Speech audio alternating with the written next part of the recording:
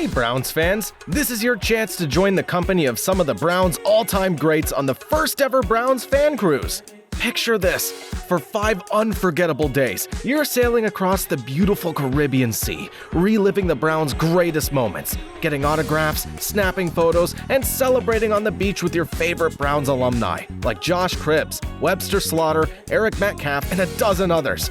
Book now and take advantage of our easy, budget-friendly payment plans on this once-in-a-lifetime, all-inclusive cruise adventure.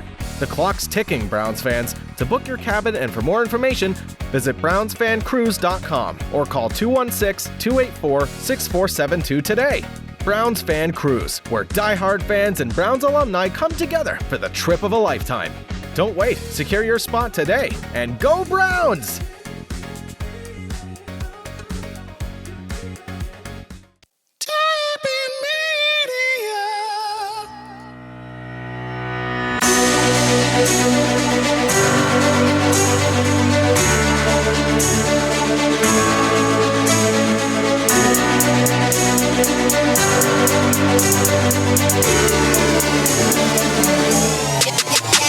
It's time for the Burning River Sportscast.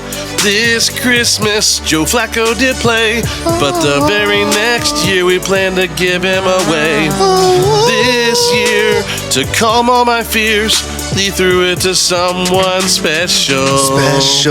This Christmas, Coop was a dog, but the very next day, D-Hop went away. This week, to kick it again, we signed some dude named Patterson. This weekend, DTR hurt his hip, so the injured reserve is where he'll have to dip. This week, we probably need another active QB, and maybe a punter, someone call Chris Gardocki. For Christmas, the Browns went 10-5. I can't imagine, and I have no clue how this team keeps on winning games. Kevin and Flacco got these boys playing special. Mere formalities separating these Browns from the playoffs. Will there be anyone healthy and able to play in the postseason once they get there? Can the Browns wrap this up on a short week? And finally, will this team ailing at nearly every position? What are reasonable expectations for this team as we look forward to the playoffs? We'll break it all down for you next on the Burning River Sportscast.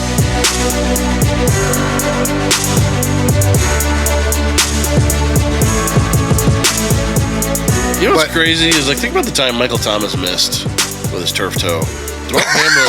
DeMar Hamlin died and came back faster than Michael Thomas from turf toe. That was pretty wild.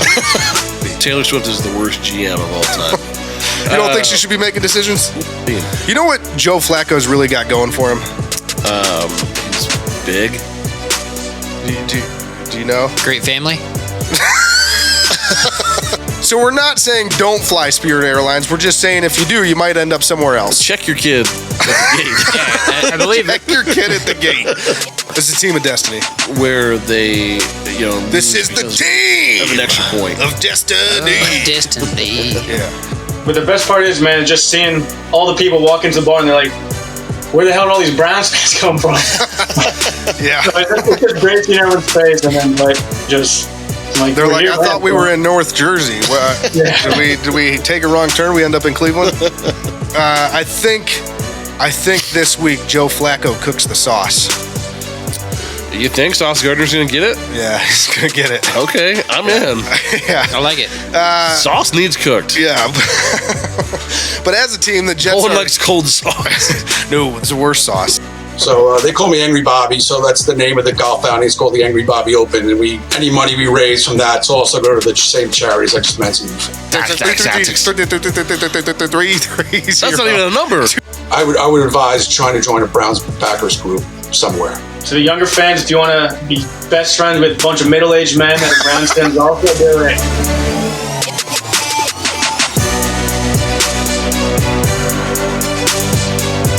Happy holidays and welcome in to the Burning River Sportscast presented by Tappan Media and brought to you by by Seaside Events as the official cruise event provider of the Cleveland Browns and organizer of the Browns Fan Cruise. I'm Kenny Thunder, joined as always by Santa's Nightmare, the always naughty and strawberry blonde hottie, Red Hot Ronnie Jams. On the board today, the man who amassed a small fortune canning and selling dog farts as his own across the internet, the Big Bone Man. Bone, do you ever feel dishonest given that the sniffums you sell aren't necessarily your own real brand? No, it's a dirty business. Back to Red Hot 2 questions. Let me hear them. On this episode of the Burning River Sportscast, who can our fans look forward to us talking to this week? You want to know who we're talking to? I do. We're talking to the Browns backers of North Jersey, baby. Very nice. Jersey. And number 2, where can all of our listeners find all of the Burning River Sportscast exclusive interviews with Browns backers and former Cleveland Browns players all season long in preparation for what is going to be the year's most exclusive, most exciting, and most electrifying event, with several events emceed by yours truly, the Burning River Sportscast. Well, you can find our podcast wherever you get your podcasts. I'm talking Apple Podcasts, Spotify, Stitcher, Google Podcasts, Amazon Music, Pandora, iHeartRadio, Podcast Castro, Good Pods, and so many more. And don't forget to subscribe on YouTube, the only place that you can find our video podcast, and that is also where you can find the video version of those interviews. Check us out on Facebook, Instagram, and TikTok. Our handle on all of those socials, including YouTube, is at Burning River Sportscast, and we are on X, the artist formerly known as Twitter, with the handle Burning River Pod. And while you're at it, check out our merch, www.dtappinmedia.com/shop. You forget to get something for somebody for Christmas? That's right. Go to our shop, get them something, and give it to them the next time you see them. It'll be dope. There you go. We got the cruise line, the chub line, cold weather gear. It's all there. And we're constantly adding more. So check it out and buy something. Buy it. But here's the deal. The Browns are on a 3-game winning streak. And the latest win came in dominant fashion. Granted, they were without their best player, but don't get things twisted here. The Browns are without 25% of their roster. So Cool Joe was once again slinging it. And after just 4 games with the franchise, he is the team leader in passing yards this season, this time on the back of a historic performance from Amari Cooper. Despite all the injuries, this team just keeps on keeping on and refuses to be denied. So let's talk about what we've got in store for today's show. Today we've got a Week 16 recap of the thrashing we laid on the Texans. Oh, yes. An interview with the Browns backers of North Jersey, as you just mentioned. No interview with the Browns alumni that'll be joining us on the Cleveland Browns fan cruise in March of 2024 in the second half of the show this week. But we will hopefully get back to that next week. I know we still got, what is it, like 2 more guys to interview? Schedules, schedules. People have busy schedules. So especially around the holidays. Yeah, we'll get that all figured out. But in the meantime, go back and catch a few of the old interviews. I know Josh Cribbs is out there, Webster Slaughter, a whole slew of other ones that were really, really good. Phil Taylor was the most recent one. But great stories to be heard. So go check out some of our interviews.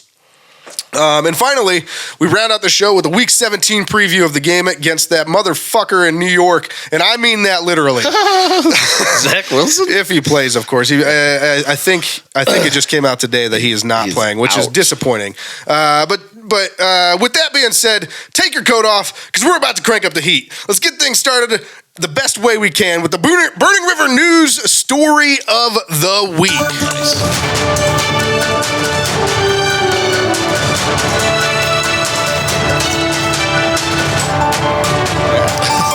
All right, so Spirit Airlines this week put favorite airline. You're an idiot. Put a 6-year-old boy on the wrong flight. Are they still your favorite? I mean, I wouldn't expect anything less. He was supposed to go home to his grandma for Christmas. She was waiting for him at the airport, and he never showed up. He was supposed to go to Fort Myers from Philadelphia. Instead, the little boy showed up in Orlando. At least they got him close. Yeah, he was pretty close. Pretty close. They did figure it out eventually and got him back to his family. But I have to ask this question, guys. I really do. Is this bad airlining or bad parenting? 6 is pretty young to have on a flight by yourself. Right? And I know Spirit Airlines, one, bad job out of you for losing a kid. But they did come out and say, well, he was always in the care of a Spirit Airlines professional. I would hope so. He was 6. Yeah, but even still, to your point, 6 is very young to send a kid on an airline by himself, even if he is being helped by an airline professional. You're 6 years old, dude. It's like, hello, stranger, take care of my boy for me. Yeah, I've never met this Spirit Airlines employee. What if that's the guy that takes him home? The only thing that I could see maybe separating this from, potentially endangering your child is maybe this is a really mature 6-year-old. That's what we're going with? Like I probably could have flown at 6 and been okay. Yeah, I knew you at 6. You probably could have done it. But damn, I was hoping for Bone to go the other way on that one, but go on. but most 6-year-olds in general, like, man, that's pretty young to not have a chaperone.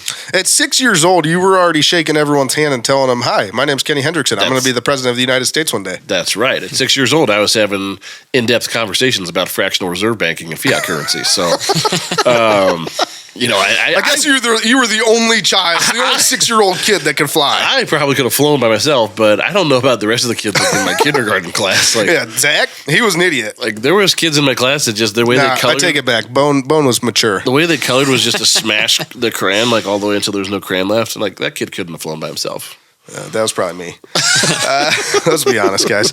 Of all of us here, I'm probably the biggest idiot. You would have ended up in Orlando? Yeah, and I probably would have just went about, I guess I'm in Orlando now. Is there a flight to Tokyo? Somehow snuck away from the chaperone. Yeah. You just really got yourself lost. I live here now. He lives in the bathroom of the airport. I've grown up on my own since I was 6 years old. Separated from my parents on a Spirit Airlines trip. He's the real Joe Dirt. Yeah. But anyways, so I guess what's the consensus? Bad parenting, bad airlining. Look, I'm going to give the parents a break here because it's the holidays. It's the holidays and say, like, for an airline that charges you for a glass of water, I'm going to blame them. Hey, he just wanted to see his grandma. Yeah. Poor All right. kid.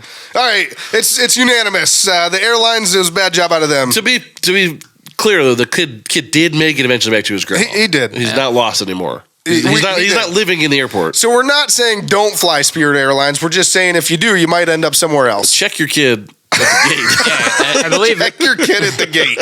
Put him in the overhead bin. Yeah, they do a better job with animals, I think. Yeah. But that'll take us to the Week 16 recap.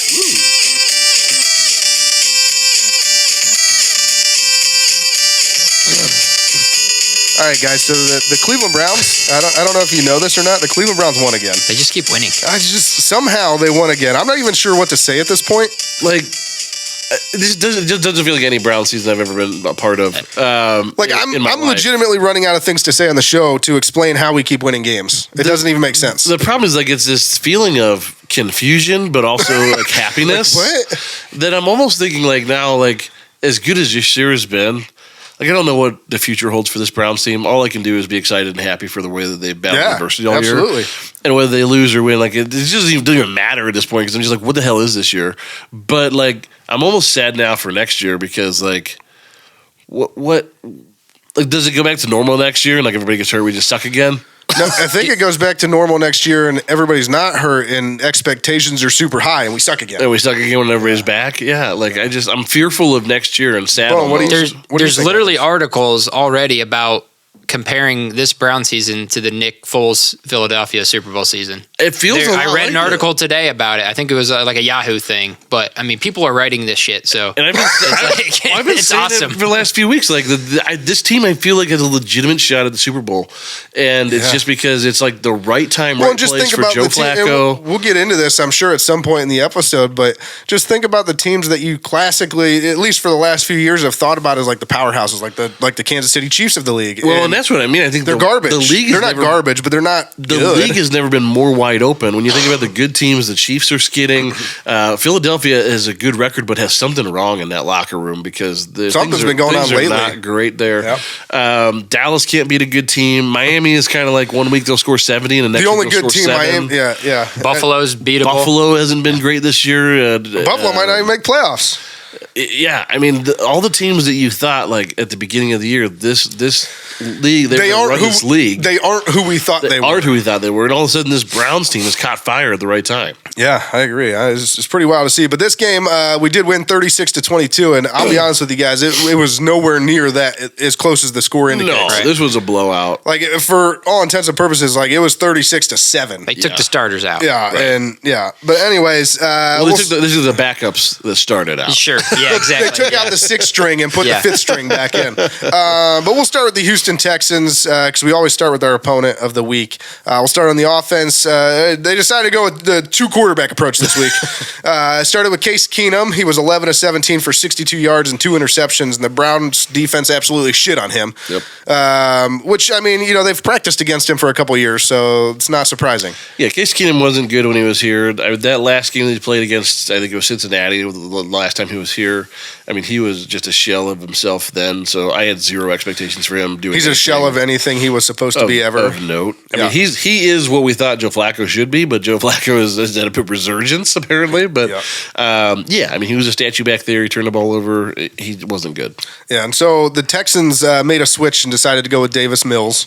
The rest of the game, right? I mean, it was like midway through the second quarter or something, wasn't it? It was later than that because it was after the Browns pretty much had this game in hand. Either way, they let Davis Mills sling it.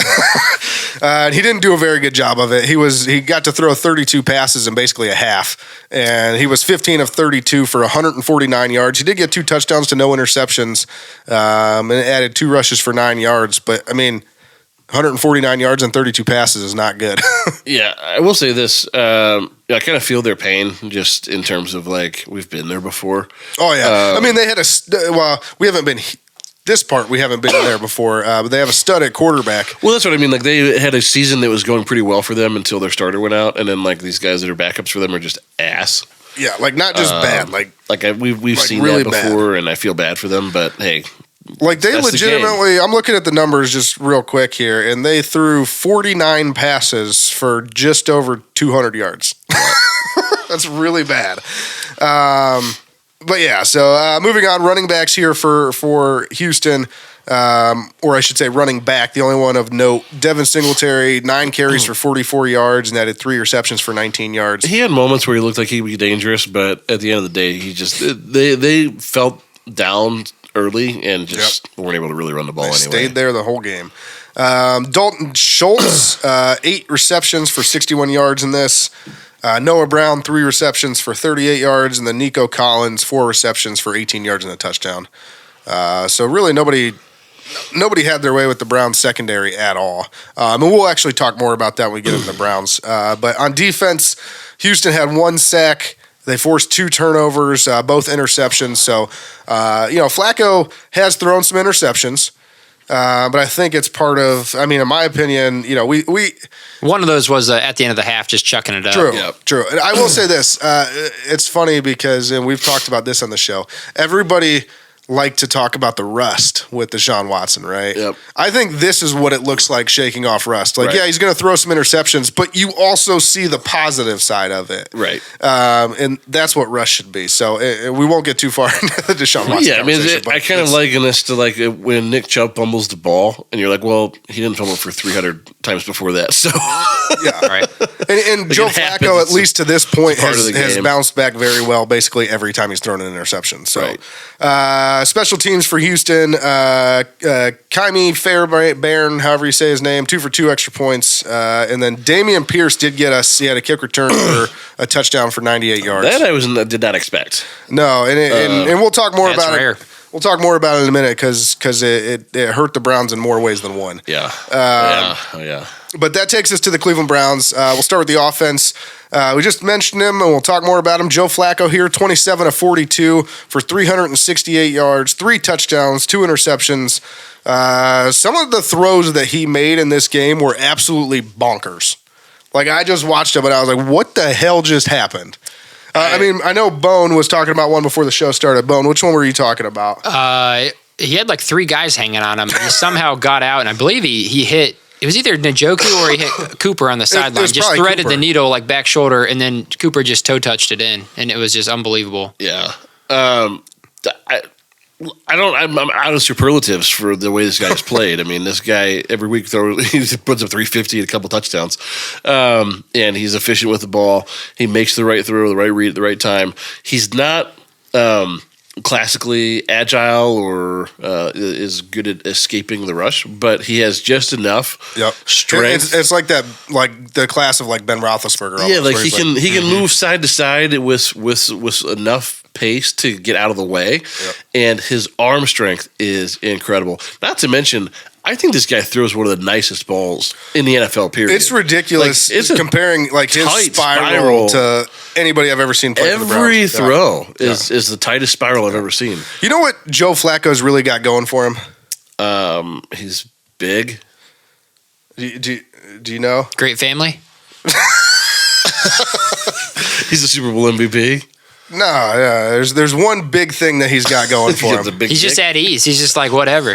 He does have a big dick. He's got to just at this point he's just slinging it over his shoulder. That's how he knocks out defenders. Just slings it around. He's like, get out of the way. He's like, I got the biggest one. No, but I mean, seriously though, I think the biggest thing that Joe Flacco's got going for him this season is that he's just got nothing to lose. Like, he's at the end of his career, and he got signed at the end of the season to do whatever he possibly could to help us stay afloat. That was the expectation. He's like, I'm just going to go out there and play with no fear, with nothing's holding him back. He's just playing loose. He's just playing free. And I think that's what's been so fun is you're just watching him have fun. I think some of the throws he makes, he's like, I wasn't even sure about that one. I didn't even know I had that in me still. And you could tell because he makes some of these throws that you just see him sprinting down the sideline like, let's go. He's so excited. I was watching the game with my wife this weekend, and I had to sound like a 13-year-old boy. Like, every time he made a throw, I'm like, oh, God, another one. He did it again. He's like, you're waking the baby. Yeah. It was just wild. And I was, we're still in the process of moving, so I'm like, trying to organize our house and do some stuff. It's Christmas Eve. Every possible distraction, and I have to stop every 5 minutes to look at the TV and be like, "What the hell just how did he do that?" I just don't get it. It's incredible. It's been so much fun to watch. Yeah, it was awesome. But we'll talk more about Flacco, I'm sure. But we'll move on to the running backs here. Jerome Ford, 15 carries for 25 yards. He did get a touchdown, but he had one reception for -2 yards, and he continues to be, as I keep saying, it's like they're trying to force Jerome Ford on us, and we're touchdown, like, was that a direct snap where he caught the edge? That was one of the few plays where he's made it to the corner and turned it up, and they were inside the red zone. But well, look what happened. He made a decision. Yeah, made a cut. That was that first touchdown, I believe, after that long. It was because then they went back to back direct snaps. Didn't they go Kareem Hunt and then him? Yeah, I think so. Yep. And it's just I just don't. I don't know. I just feel like it's being forced on all Browns fans. Like, you will like Jerome Ford, and he is going to be a good running back, but he consistently averages 1.7 yards a carry. It was interesting to me, too, is I was actually just listening to Jay Cutler talk about this, about his time when he was in Wildcat formations, because they had played a couple of clips on him where, when he was out there, he would just kind of stand there with his hands on his hips. Why don't they sub the quarterback out on those plays and put in a wide receiver? Just because you're playing 10 on 11. Right. I mean, no one's expecting Joe Flacco to do anything when he's standing over there on the sideline.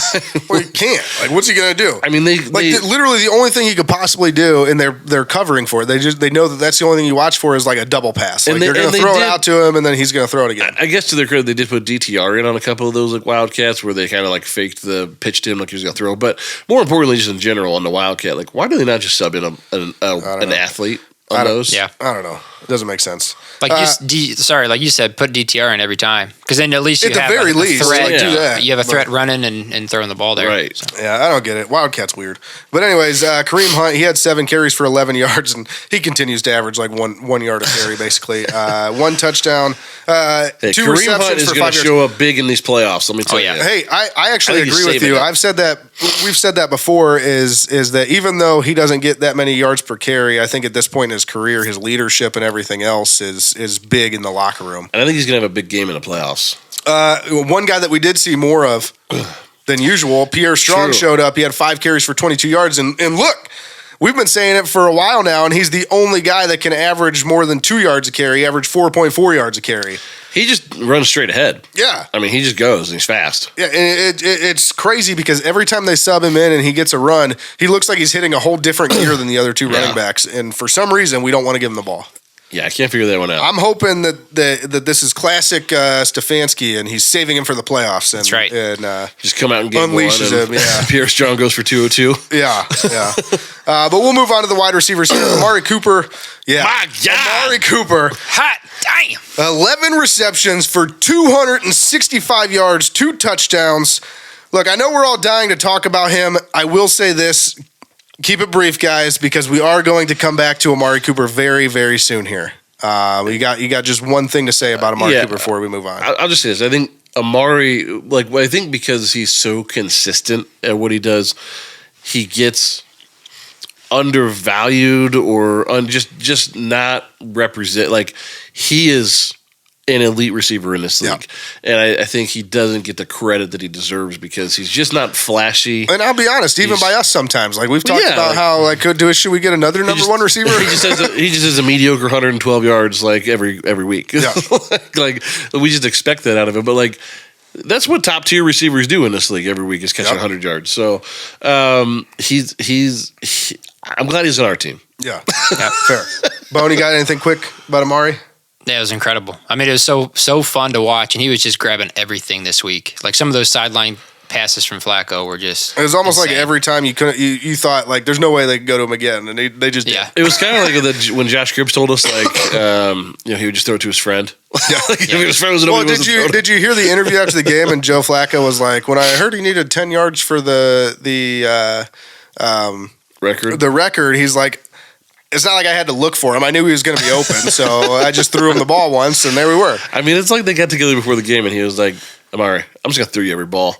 What do you think about that? Yep. Yeah, like I said, we will talk about Amari again here soon, but next up here on the receivers, David Njoku, 6 receptions, 44 yards, and a touchdown of his own, so he's been playing very well of late. Yeah, I mean, a game where Amari Cooper has 265 yards. There's not a whole lot left to go around. But David Njoku still made an impact. So. But yeah, he had the touchdown catch. He's on your fantasy team. You had a solid week this week. Yeah, no complaints there. I mean, I think there just wasn't a lot of balls to go around outside of what Amari caught. So yep.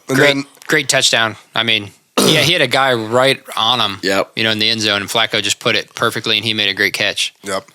And then next up for the receivers, the only other one I wanted to mention, just because we've talked about him a lot on this program, Cedric Tillman, 2 receptions for 13 yards. So even though between those two, that's 300 yards plus receiving, still getting looks. Cedric Tillman was still getting looks, so that was good to see. And then on the defensive side of things here, the defense looked good in this one. Most of Houston's points came against special teams and in garbage time. They did get 3 sacks. They forced 2 turnovers. Miles still not getting any calls. But I mean, overall, I think the defense looked good in this one. And I don't, even though the Houston Texans scored 22 points, almost all of those weren't the defense's fault. Yeah. So.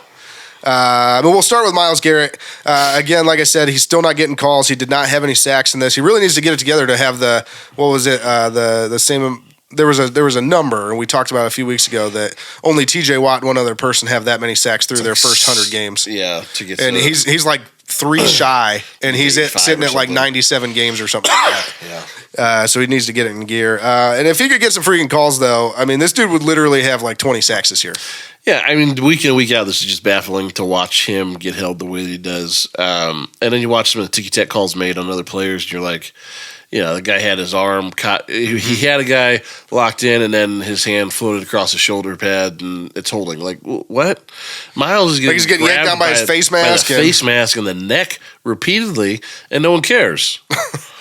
He's just so big, strong, and fast that it's like I think we mentioned it last week. It's like the LeBron James effect. Because it looks like it doesn't affect you as much as everybody else, you don't get any calls. And to Miles' credit, I know he's come out and talked about it, but it's his credit during the game. Like he doesn't complain. He just keeps the motor going. I mean, I saw him get thrown down a couple of times, and he just got back up and just followed the play. And to be fair, trying to make an impact. He really only mentioned it that one time when he said the hack-a-shack crap needs to stop. That's like the only time he's really mentioned it. Yeah. Besides that, he's actually kept his mouth shut, right? Which is insane given the amount of times he's been held and it hasn't been called. Yeah, and look, I think the thing is, even when he's being held, Miles is still making an impact because he's forcing double teams his way. He's forcing that extra chip block his way. Yep. And it's allowing guys like Zadarius and Agbo to get home. JOK, so his presence is still felt very much. Yeah, absolutely.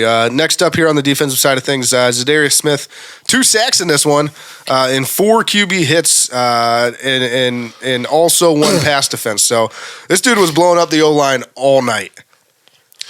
Yeah, I mean, Look, again, I think a lot of that is to do with Myles Garrett as well. Not to downplay that performance. It's a great performance. But I think they asked Myles during or before the game about the sack drought. And he kind of said, hey, look, like just because I'm not getting home doesn't mean other guys aren't. And it's good for their development. It's good for their stats and, for their career. So if I'm on a team where everybody on the defensive line has 10 or more sacks, then like that's a good thing.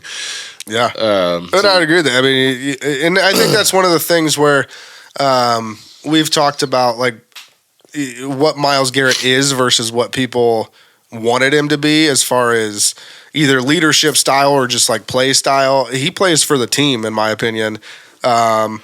Besides, I will say he does take a few plays off here and there, but that's besides the point. But he plays for the team, and he wants the team to do well, and he doesn't necessarily care about those individual stats. And so, he's not always going to sit there and because if it's taking 3 guys to block Myles, like he's doing his job. Yeah, it's just like being a nose tackle. Like your job is to draw the double team. Like you can't double team the nose tackle and Myles and have anybody left to block. So. Well, and the numbers don't lie. Like everybody likes to talk about TJ Watt has this many sacks compared to Myles Garrett's number of sacks, but TJ Watt wins like less than half the amount of the matchups that he has as Myles Garrett.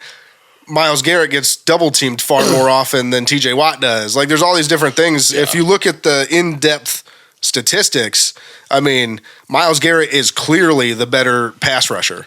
I mean, we're talking about Zadarius Smith, and we already went back to Myles. Yeah. So, but anyways, Alex Wright, 1 sack and 1 pass defense in this for him. So that D line is even the backups and everybody else that were playing, they're getting it done, and they keep making an impact on every single game. Was Alex Wright hurt, or is he just getting time right now because of somebody's injury?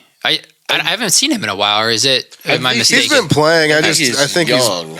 he's just been like a rotation, like a piece in the rotation, but not necessarily a feature guy. But he probably is getting more time now with all the injuries. He played good. I mean, heck, last week we just had 2 more defensive linemen go down. So we'll talk about that. And then the secondary for the Browns, I thought they looked great in this one. They only allowed 178 pass yards. There was not a single pass allowed in this game over 20 yards. And they had the defense as a whole had 11 total passes defensed in this game, which is insane. MJ Emerson is still getting like beat up on penalties for DPI and stuff, but. They were targeting the hell out of him. I mean, I think that's where a lot of the balls were thrown, and it's hard, right? Yeah. I mean, to not look. There's probably defensive holding and pass interference as well as offensive holding and pass interference on every play. Yeah, defensive it's holding. Just a matter of whether it gets called. And can we be real here? Like, I was a defensive guy, and I think it's absolutely ridiculous that a 5-yard penalty gets you an automatic first down every time. Right. Like that's just. It's unreal, given the fact that it's not like you don't even lose a down on offense when you have a hold. Well, and you get an automatic first down when you're on defense. It's almost like as hard as it is to play defense now. It's almost like when you get the ball back and you're under a minute. I feel like more teams just chuck the ball down the sideline hoping for a DPI call than even try to play offense because it's just you're more likely to get a call. Like to me, that 5-yard holding automatic first down, like in some cases, ruins the game because that's the worst case scenario. It's like you're going to get a defensive hold, but if you can get a DPI down the field 40 yards, like all of a sudden you're in field goal range. And I guess there's always the argument, like, okay, well then if you don't make it an automatic first down, they're just going to hold on every play. Like if say a DB gets beat, he's just going to grab a jersey and hold and say, well, I'm not beat now, and it's only 5 yards. But on the flip side of that, it's like, okay, well then make that if it's a clear thing, just make it a pass interference. Yeah.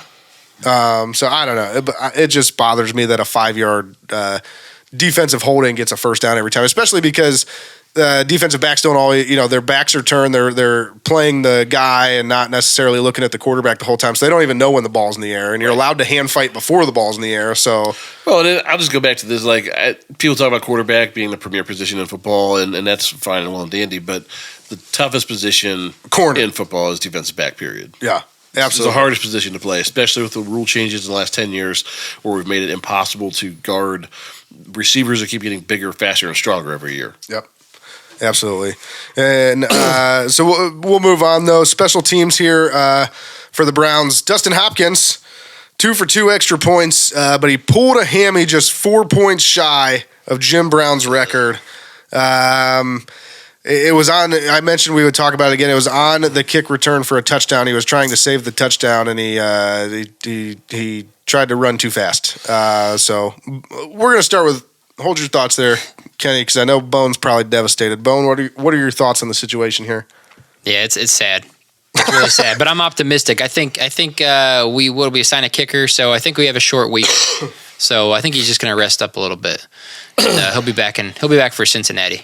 You think so? Yeah. He gets Jim Brown's record in the game, the final game against Cincinnati. That'd be great. What do you think, Kenny? He's scared. I just have a hard time with this because as a special teams unit, you're a part of it. You're expected to try and contribute. Like, why not just let that guy go at that point? If you're was Dustin Hopkins going to stop him? No. Let's be honest. Dustin Hopkins was stopping nobody. He almost had him. And part of Dustin Hopkins would have tried to tackle him and been stiff-armed to the ground and then ran down to the end zone and shook his hand and be like, good job, buddy. Yeah. You're 33 years old. Like, this just isn't your place to be anymore. And so, like, part of this is, like, bad decision-making. The second part of this is you're a kicker. Your legs should always be warm. So I'm a little worried, like a pulled hammy out of a kicker, just not taking a warm up seriously. Like this, it was the start of the game. Like I don't know, it bothers me that your kicker's legs aren't ready. It wasn't the start of the game. It was the beginning of the game. It was like the second or third possession, wasn't it? When the kickoff return. It was our second touchdown, or it was after our second touchdown. Yeah, so I think it was like second quarter sometime. Either way, you should always be ready to play. Like, I don't know. It was the first time he's been asked to sprint all year. Like, you're going to pull a hammy every time I ask you to sprint? Come on. To be fair, I'm pretty sure it's the hamstring in his plant leg, so that's not the one he was keeping warm. Your legs should both be warm. You're a kicker. You got to use them both. But either way, devastating for Dustin Hopkins because he's been so good all year. Yeah. So I wouldn't be sad if Jim Brown kept the record just because of the history with Jim Brown. I'd be sad for Bone. I'd be sad for Bone. He's the biggest Dustin Hopkins fan that lives. Here's my biggest thing is whether Dustin Hopkins clearly isn't coming back this week. Whether he comes back next week or not, like I'm more worried about having a healthy Dustin Hopkins going into the playoffs. Yes. Yeah. So if he has to miss the rest of the regular season, I say they keep both the kickers on the roster, and if Dustin Hopkins is at least healthy enough to like kick short kicks, they should just put him in on extra point. I will say this also, and let him get his record. Bad job out of Bubba Ventrone and this coaching staff not having a second option. Hold on. Not that they would fill in for Dustin Hopkins, but even like to punt the ball when Bajork went down. Well, hold on. So that's where I was going with this is almost every team in the NFL, the kicker's the number one guy, and then the punter's the backup. Sure. Who would have thought that the kicker and the punter were hurt in the same game? I don't know, but it happens, and I've seen quarterbacks pooch punt balls. Like this. Give me 20 yards on the other side. Don't just go for it on fourth down because you have to. I'm just saying, like it was kind of a freak thing. Like, what are the chances that both your kicker and your punter get hurt in the same game? I know, but if this was a closer game against a good opponent, wouldn't you be pissed that you couldn't punt the ball? Probably, but it wasn't, so it's okay. Yeah, luckily we were dominating.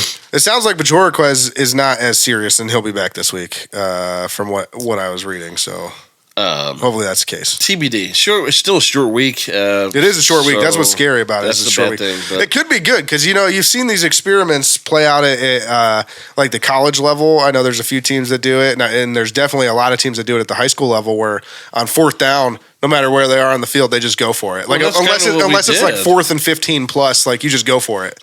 It was interesting to see that style of football because we've talked about eliminating the extra point, like in general over the last few years. Let's just do it. Let's just always go for two. So have to watch them go for two every time. And what happened in this game? It basically evened out. Like it just was like a wash. Like. Well, I think it was more interesting is if you eliminate the extra point, if you have like a 2-point line and like a 3-point line, like a 5-point line. I like it. Go back to the 25, make it worth 5 points, something. I like it. So, but yeah, devastating for Dustin Hopkins, but we need him back healthy for the playoffs. Yeah. So whatever it takes to get him that way, I think is the important thing right now. Yep. And then next up here, coaching, Stefanski. What else can I say here? We won again after sustaining multiple injuries to starters. We just mentioned both kickers were hurt in this game. There was probably other injuries. You kind of just stop counting after a But this dude is performing miracles every week, getting this team ready to play, knowing with the whole team knowing that on any given Sunday, you're likely going to have 3 to 5 guys that go down with injuries that land them on IR. So I have one criticism of Stefanski this week. Sure. Go ahead. No, to your point, like all in all, win the game, good. One, essentially it was a blowout. Fine. You've had injuries to quarterbacks all year long. In this game, was it necessary to have DTR on the field at all? No. Did you need him on the field at all? No. I mean, was the misdirection he provided on 3 or 4 plays necessary to win the game? No. And now he's on the injured reserve with a hip, so he's done for the year. DTR's on IR. I didn't know that. Is that announced today?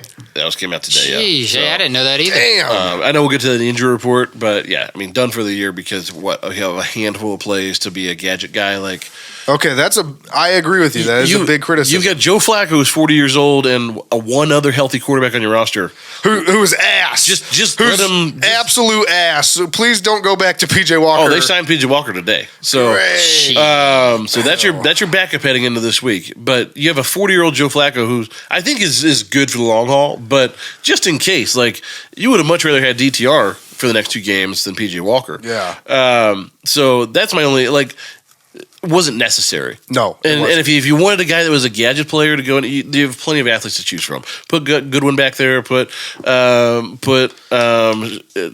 Bell or one of these guys. Like let them be your gadget guy. Wow. Why am I using my only other healthy backup quarterback on the roster when I've had 4 quarterback injuries all season long? I don't know. Necessary. Let's go get Nick Foles. Let's just sign all the big dick Nicks. Yeah. Next up here, though, Jim Schwartz. Defense looked good again. I said it last week. The swagger is back with this defense.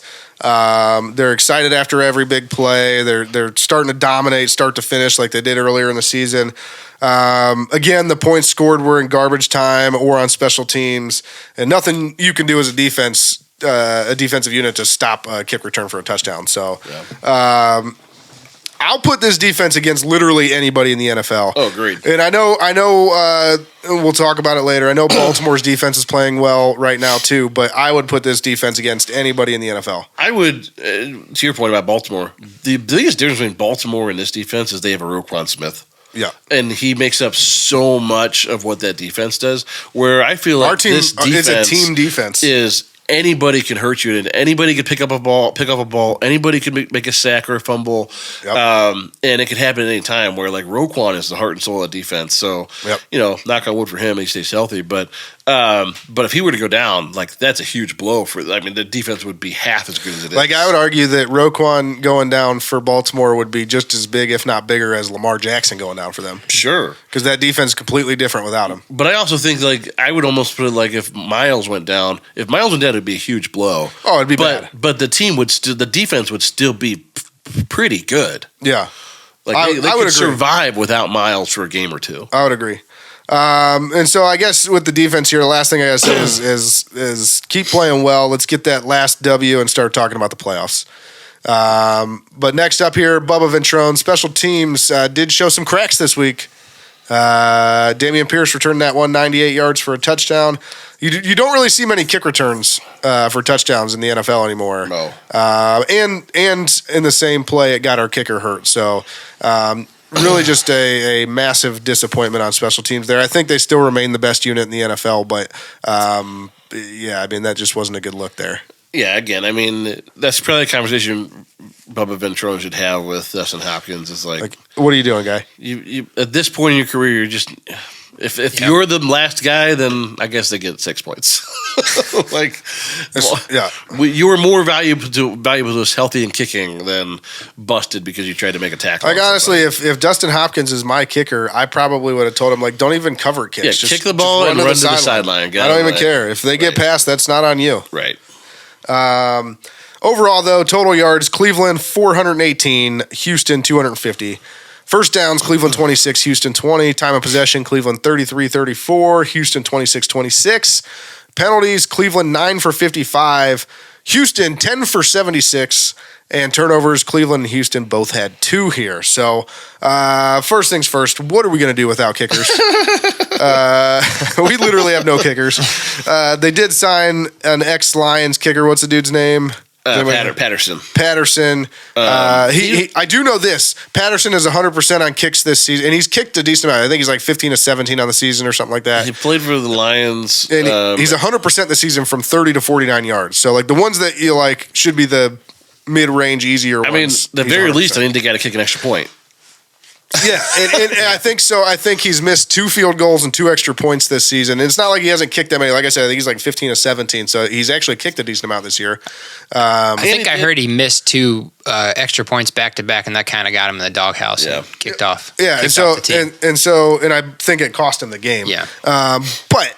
I mean, he's missed 2 extra points. He's missed 2 field goals. That's not bad. The reality is you're heading into, week 17? I mean, there's not a lot of guys available. They're either rostered or hurt. So you just need a guy that can kick the ball. Yeah. My point is they signed probably the most consistent guy that you could sign. Yeah, and he played for the Jaguars last year, and they were in the playoffs. So he has some playoff experience if it comes to that. But we'll see. I mean, look. Hopefully this team with Joe Flacco is not in a position where it's a team of destiny, where they, lose this is the team of an extra point of destiny. Yeah. Another Browns news here. The Browns sent out their virtual Christmas card this week and had David Njoku in an uncomfortable spot. He was standing in front of the fire holding a football wrapped in Browns paper. And David Njoku was quick to point out and ask the question, why did you guys feel the need to put me next to the fire? That's messed up, man. That's kind of messed up, man. Yeah. No, it was a pretty cool Christmas card and funny moment there for David Njoku on social media.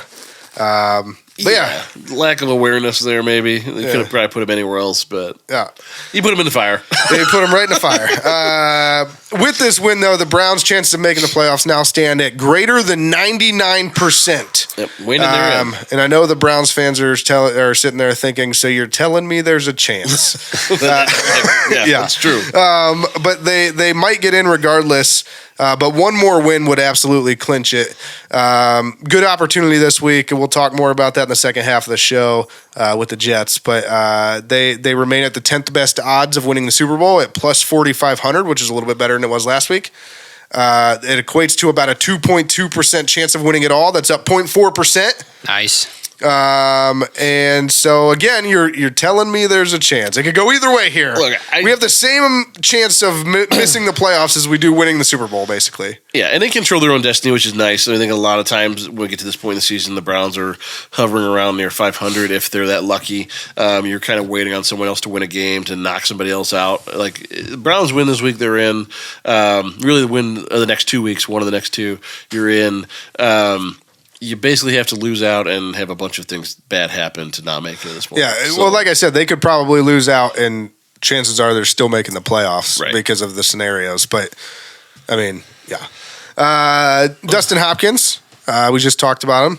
He's up to 123 points this season before he went down with that hamstring injury. So we already mentioned it last week, but the single-season franchise record for a kicker previously was 120 by Phil Dawson in 2007. That one's been broken. D-Hop owns that one. The single-season franchise record for any player is 126 by Jim Brown in 1965. He is 3 points short of tying it and 4 points short of breaking it. If he wouldn't have gotten hurt this week, he would have broke it this week. Will he be healthy enough to return during the regular season to get a crack at it? I don't know. We'll see. Hamstring's tough for a kicker. Yep. Regardless, don't worry, Bone. I'm going to continue to track this one because I know that you're ready to explode over there. So, you know what I've been thinking about recently? What? Just because we both have like a golf background. Yeah. Okay. If you had to hit a golf ball through the uprights, let's say like 33 times, or however many kicks Dustin's made this year. Yeah. Like, could you do it? No. Like, just between, like, it's like, and hitting like a wedge. I mean, you're not, thinking about yards overall. I mean, you're at 45, 50, 60 yards. Could you, with a wedge, make 30 consecutive attempts through the uprights with the golf ball? No, absolutely not. And I will say this, though, and that's even with it. being known that what do they say as far as distance to direction correlation in golf? The longer the shot, the worse the distance. Sure. The shorter the shot, the longer the shot, the worse the direction. The shorter the shot, the better direction, where your distance starts getting like you're off. So. Even though you're more accurate short range, I still don't think he could do it. So it's a pretty tight spot. In this scenario, is there shrubbery and trees between the heights of 5 and 6 feet? No, just on a football field through the upright. Yeah. It's like, I'm thinking about it in my head. I'm like, you should be able to, like, because you do it once. Yeah. From 50 yards, like, seems easy enough. Yeah, if you're a golfer out there listening to this, so think about 30 times. Realistically, think about how many times you're like, I'm 50 yards out.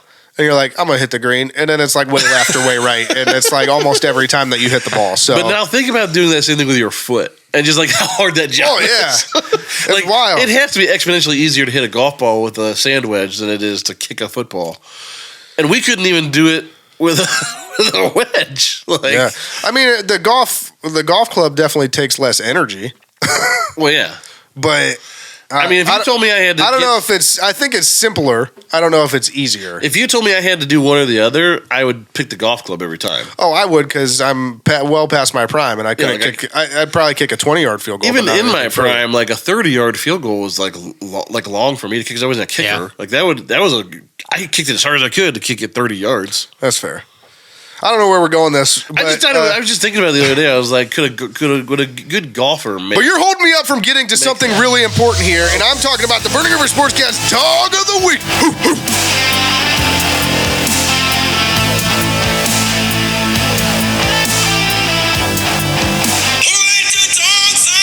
Doesn't matter, man. You got to play tough people in the National Football League. You got to be ready, and we got to be the dogs that we are every time we step on there on Sunday and be ready to attack and don't stop until we're in that locker room.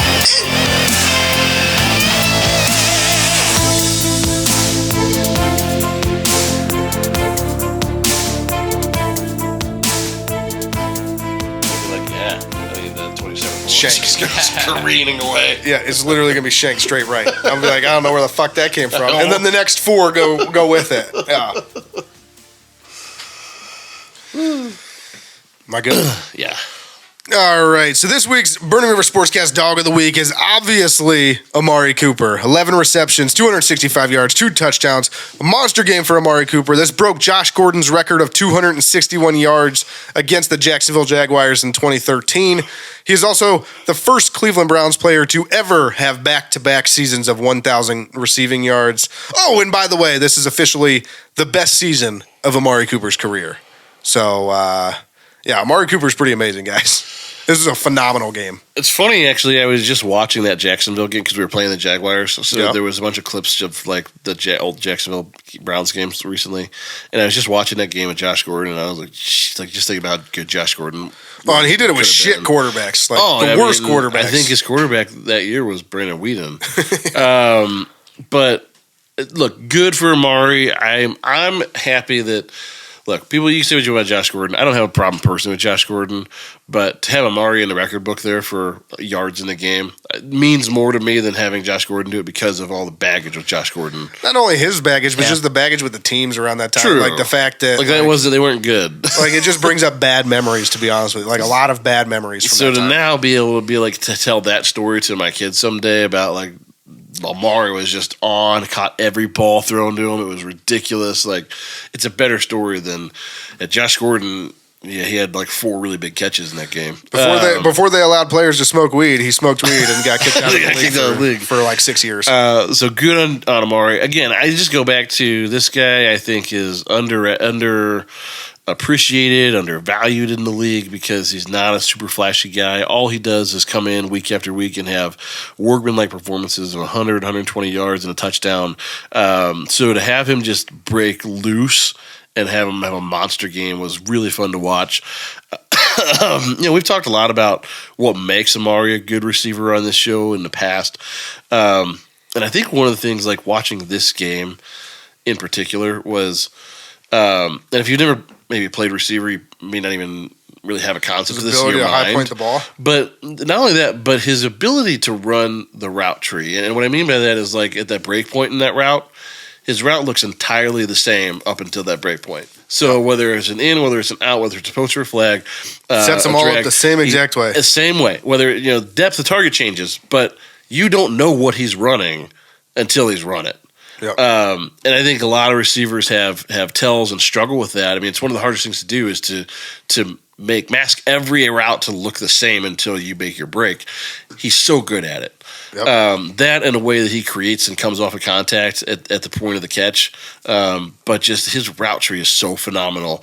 And you watch him he's running. You don't know whether he's running a fade or a stop because it's just the same. It's the same up until he does it. Yep. And it's amazing. I mean, he's Joe Flacco is the best quarterback I've seen in the Browns jersey. Amari Cooper might be the best receiver I've seen in the Browns jersey. We've talked about just to add on to that is that is the reason why he's so good. Is his route running allows him to be wide open on most plays. Yeah, and it's just crazy to watch because it's like I said, when you think he can't keep doing it, he just keeps doing it. So and it was just funny because there was a couple times where it was like he hit Amari for a huge catch.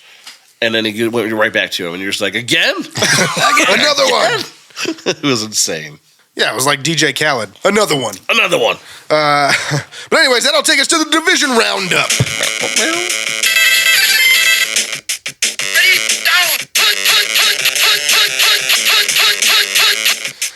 All right, so it was a week of blowouts in the AFC North this week, which nobody saw coming. Bone actually texted us during the games, and he was like, it's so hard to pick AFC North games, and we agreed. But we'll start with the Ravens, because this one was actually the most surprising one to me. They dominated the 49ers on Christmas Day, 33-19. Bone Man and I were both wrong. Kenny was right. I did not see them running away with this one like they did, but I guess nobody saw Brock Purdy throwing 4 interceptions either, so... I just think I said it last week, the Ravens are playing some of the best football in the league right now. And Brock Purdy is still, it's just like, is Brock Purdy good or is Brock Purdy the Purdy average? The product of like being in the right place at the right time? Yeah. I don't know. I mean, we'll see. I would say that his MVP hopes are probably dashed after this week. Absolutely. You can't throw 4 picks in week 16 and win the MVP. When you get benched. When you have like a primetime game against like one of the other top teams in the NFL. When you get benched for Sam Darnold, you're no longer my most valuable player. Yeah. So as I said, good kudos to Kenny. He did pick that one right, and we were both wrong in this one. That rarely happens. Yeah, it feels bad. Feels real bad. Next up, the Steelers violently humped the Bengals this week, 34-11. Got no words for this one. Me neither. Where'd Jake Browning go? He's gone. He realized that he was just a high school phenom, not a college, he's just not that good. I mean, what was that? Yeah. I don't know, but again, and now they're one step. The Steelers are one step closer to Mike Tomlin still remaining. Well, yeah, they're above 500 now, right? They're 8-7. Yep. I just like by the time it was Christmas Eve or whatever when this game was on, and I'm looking for the game. By the time I turned this game on, it was 21-0. I was like, "What in the world? What happened?" It got bad fast. Yeah, I remember I had the same reaction. I looked at it and I was like, "Well, I guess we're all wrong in this game." Nobody's coming back from that. Just terrible. And then finally, obviously, the Browns beat the Texans 36-22, and it was not even that close. And we were all right in that one. And Kenny actually called for a blowout. We all had a pretty wide scoring margin, but Kenny specifically said this was going to be a blowout. Like we were going to score big, and they were not going to score very many. So, hell yeah, it was a good week for Kenny. Oh, yeah.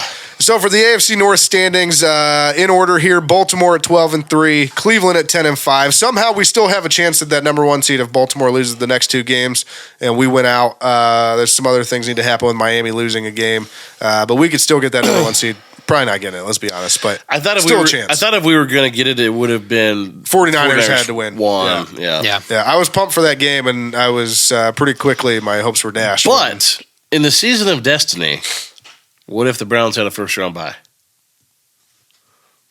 That home field. Get people healthy. That'd be pretty dope ass. Maybe Nick Chubb comes back. Win the Burma Bowl. Yeah. I was just going to say. So Baltimore in first at 12-3. Cleveland in second at 10-5. Pittsburgh has now overtaken Cincinnati with that win at 8-7 as they hold the tiebreaker, and Cincinnati is also 8-7 but in fourth place. And so for King of the North, and we'll talk more about this in the second half of the show, Bone remains in first place at 28-22. I am in second place at 27-23, and Kenny is trying to scratch and claw his way back into this thing, but remains under 500 at 23-27. You gotta say it like that. You gotta say it like that. Yeah, I gotta say it like that because I gotta humble you a little bit. You're like, I had a better week than you guys. Well, you're still in last place. Suck it. And that'll take us to a quick trip around the NFL.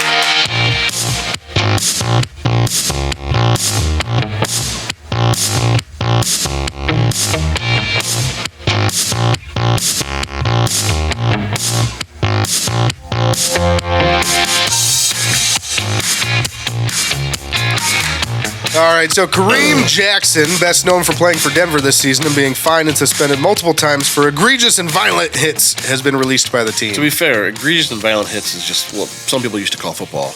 That's true. Some of his this year have been pretty bad, though. I mean, the dude's just like launched his head into other people's heads. I mean, I'll give you that. Like, you have to know the rules now. Yeah, you got to adapt. You got to adapt. You can't keep playing the same way and hope nothing happens. But clearly, he's a decent player because the Texans promptly picked him up right away. I'm just glad that they waited until the week after they played the Browns because we already have enough injuries. We don't need more. True.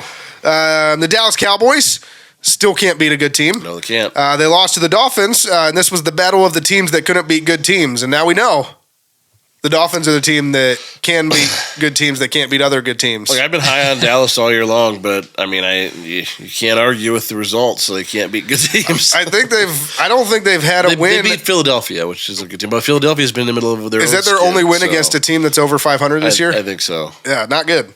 The Chiefs, another team that's typically good, lost to a guy that threw for 62 yards this week. And it turns out that Taylor Swift is not good for football in Kansas City. Taylor Swift is the worst GM of all time. You don't think she should be making decisions? No. Look, here's the thing. This thing has been a circus in and around Kansas City since week 1. Oh, yeah. At what point? It was like to be fair, it was like week 5 when they it all started dating, whatever. Yeah. This thing has been absolute. I'm surprised they haven't broke up yet.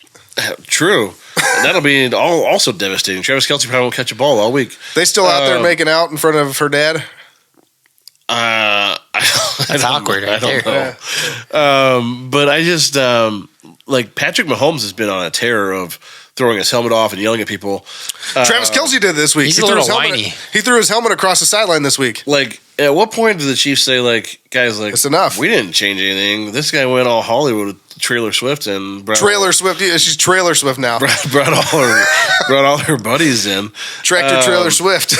You have to be wondering what Brittany Mahomes is thinking, up in the press box now. Where she's jealous. She used to be the distraction, but now no one even knows her name. Man, I just have to. You do. I just have to wonder, at what point did Patrick Mahomes or Andy Reid say, you got to shut this thing down at least till the end of the season? Somebody's got to, right? I mean, it's literally a circus. The Browns have a better record than us. They have to be saying that in the locker room. We've faced more adversity, but we've had less distractions this season somehow than the Chiefs. Right. Even more than Travis Kelce, Andy Reid is not trying to get himself put into a Taylor Swift song.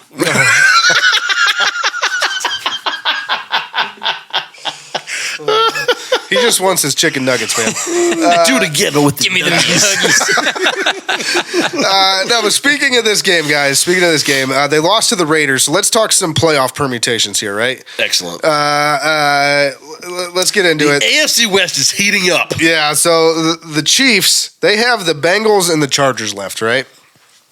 The Raiders have the Colts and the Broncos left. I don't know who the Broncos have. Don't really care. But the Raiders and Broncos are currently at 7-8, and the Chiefs are at 9-6. If the Chiefs lose out, which again they have the Bengals and Chargers, which are both losable games, especially with the way they've been playing. Jake Browning is going to get more than 62 yards passing. True. And then the Chargers game against the Chiefs always seems to be a high-scoring, close game. So if they lose out, and the Raiders or the Broncos would be in. One of those two teams would be in if they can win out. So what this all boils down to and why I got into this is because the Browns in Week 17 are better positioned for the playoffs than the Kansas City Chiefs. Hell yes. Yeah. I mean, look, the AFC West is heating up, and there's a bunch of teams there that really aren't that good. When you think about the Chiefs and where they've been the last couple of years, and they've been darlings of the NFL and Super Bowl champions, and all of a sudden they look very mediocre, and they look like they may just as easily miss the playoffs and have the Raiders or the Broncos in. Yeah. It's just wild. Like, we're better set up for the play. We have a better record than the Chiefs in Week 17. Yeah. I never Especially I'd say that. if you would have talked about all the injuries the Browns had at the beginning of the year. Like you would have. There's no way you would have said that they would be better than the Chiefs right now. I mean, every quarterback we've played has gotten injured. Yeah, yeah. Speaking of playoff permutations, though, the AFC South has a 3-way tie for first place right now between the Jaguars, Colts, and Texans.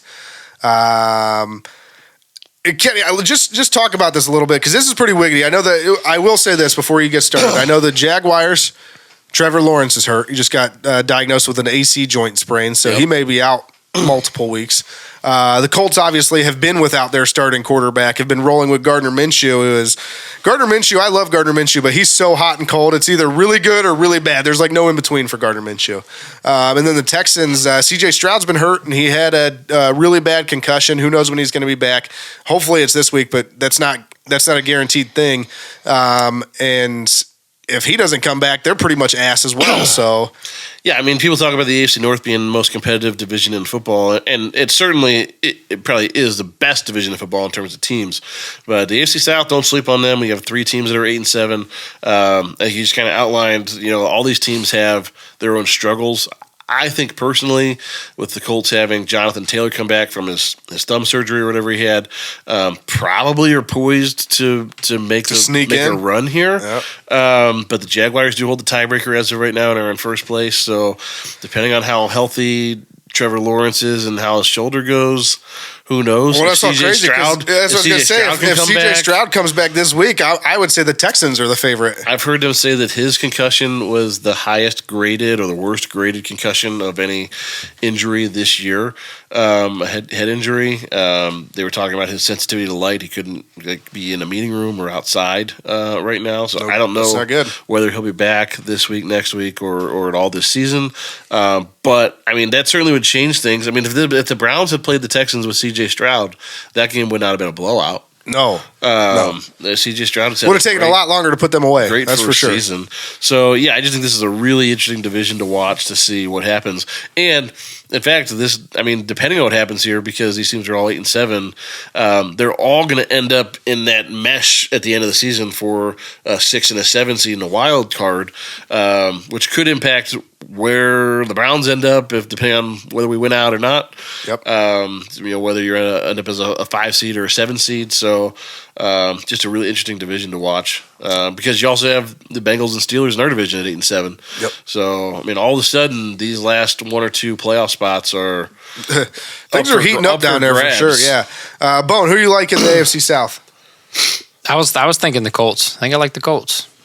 All right. Well, Gardner. I like Gardner. He'll bounce back. He said Jonathan Taylor will be back in the lineup. Jonathan Taylor's back this week. Yeah. Bone loves his Gardner. Yeah. Does Christy know? She doesn't know. She doesn't know. She never listens all the way through the podcast, so she won't be hearing this. We're long-winded. Speaking of the playoffs, though, the Lions and the Browns have 10 wins each in the same season for the first time in 70 years. Nice. Could this be the year, guys? Are we going to get it? Would people watch that Super Bowl if it was Lions versus Browns versus the Lions? Oh, yeah, it would absolutely. Just be the 2 cities would watch it, and it would be the most insane thing for both of those cities. I would say this: because they both have really good fan bases too. Even given their especially recently shitty history, I think it would be one of the most watched Super Bowls of all time. The storyline for the Browns with Flacco, I think, is just unbelievable. So I think that's going to capture. For them.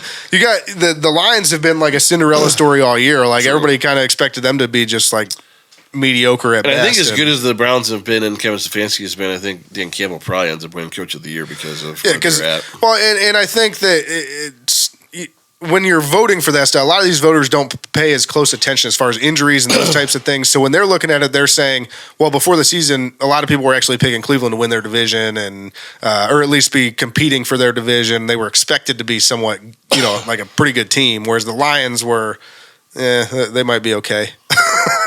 And I think, honestly, I mean, where we all know where this show stands, and even though we've given him shit throughout the season, we all want and think Kevin Stefanski deserves it because of the injuries and because of everything they've overcome. I don't know how you can't look at the body of work and say, I mean, what a coaching job. Yeah. Yeah. But they're not going to. They're going to look at preseason. Nobody expected the Lions to do anything. The Browns were supposed to be good. And Kevin won it before, too. So. Yeah, there's that. But yeah, I hope it's a Browns-Lions Super Bowl. That would be fantastic. That would be cool. Next up here, your boy, Baker Mayfield, who we love to argue about, has gotten the Buccaneers back over 500. Another clean game this week. It was 26 of 35 for 287, 2 touchdowns. Yep, you're saying that as I'm staring at your Baker Bros flag across the studio here. Like I said, they're now 8-7. As you mentioned, you mentioned this last week. Baker's probably going to finish second and comeback player of the year. He'll definitely lose to DeMar Hamlin. Well, actually, DeMar Hamlin died on the field. So he didn't die. He did die. His heart stopped. All right, so he technically was died. Dead. Yeah. Okay. You're fair. You know what's crazy is think about the time Michael Thomas missed with his turf toe. DeMar Hamlin died and came back faster than Michael Thomas from turf toe. That was pretty wild. But yeah, I mean, so I just had to throw it out there. I'll give him some props. I'm not the biggest Baker fan. He's actually kept his mouth subdued this season too, and he's just playing football. I think what's really interesting is what's going to happen with Baker. I think he's built himself a lot of good will down in Tampa Bay. I think they are still paying the piper for Tom Brady being there. So they've been they needed Baker. It was the right time to sign a quarterback they could get for whatever they paid him for, $6 million this year. But he's going to probably get himself some kind of contract next year, whether that's in Tampa Bay or somewhere else. Because they only signed him for 2 years, didn't they? They only signed him for the year, so he'll he's probably the prime free agent acquisition right now. Depending on who wants him, but it'll be interesting to see if Tampa Bay tries to retain him, and probably depends a lot on what they do if they make the playoffs or not. But closing out their trip around the NFL this week, there's conspiracy theory out there. Have you guys heard this thing about the last few Super Bowl logos? The colors match the teams that are in it, and the logos are revealed months and months ahead of time. Only when you brought it to me in pre-show. Yeah. So Super Bowl 56 is when it started. So it's the last two, and then we'll see what happens this year. But, Super Bowl 56, the logo was orange and yellow, and it was the Bengals and the Rams. Super Bowl 57, it was green and red, and it was the Eagles and the Chiefs. This year, Super Bowl 58, it is purple and red, and good chance that the matchup ends up being the Ravens and the 49ers. So, I mean, I'm just saying, is that a conspiracy? I guess we have to revisit this at the Super Bowl. We'll see. I think the 49ers are kind of ass now. There is also, just to add something to this, there are some out there that are saying that when it was originally was revealed, that logo had more of an orange tint to it rather than a red, and it was purple and orange. And then as the season went on, the NFL has changed it to purple and red. So I don't know if there's any validity to that part of it, but that's just what people are saying. Are there any NFC teams outside of the in the playoff picture that are purple? Minnesota? They're not in the playoff picture though. Purple. I can think of one. What is interesting, just around the colors of this whole thing, is that if you go back before 56, all these logos for the last 10 years before that were just silver. And so it's weird that the first 2 years that they did colors, they did match the teams that played, and all of a sudden, I guess those are the two favorites. So I don't know. I guess we'll have to see what happens. We've had those conversations in the past about is there a script to the NFL, because sometimes weird shit does. It's like a well-known fact now that they're an entertainment business and not a sports entity. Just like when wrestling came out. Yeah. Yep. So I guess we'll see. We'll revisit. Put a bookmark in this one. We'll we'll revisit this when the Super Bowl happens. Especially since, if the XFL starts to become part of the, kind of entryway or entry league into the NFL and the eventually partnership. Yeah, Who knows? Vincent Kennedy McMahon, he's a hell of a promoter. Yep. But that will conclude our trip around the NFL. Kenny, you want to talk to some fellow Browns superfans? I sure as hell do. All right, so something that we started this year is our Browns Backers interview series. What we wanted to do was highlight Browns backers from around the country. These are all people that are diehard fans, belong to Browns backers chapters in their respective communities. That part's obvious. Browns fans are everywhere. We love the Browns. They're all over the place. All over the world. Yeah, but we also wanted to highlight these people because what most people, including a lot of Browns fans, don't know about the Browns backers is that they do a lot of community service, a lot of charity work, where they're located. So with that, let's go ahead and get into the next interview in the series. Whoop, whoop.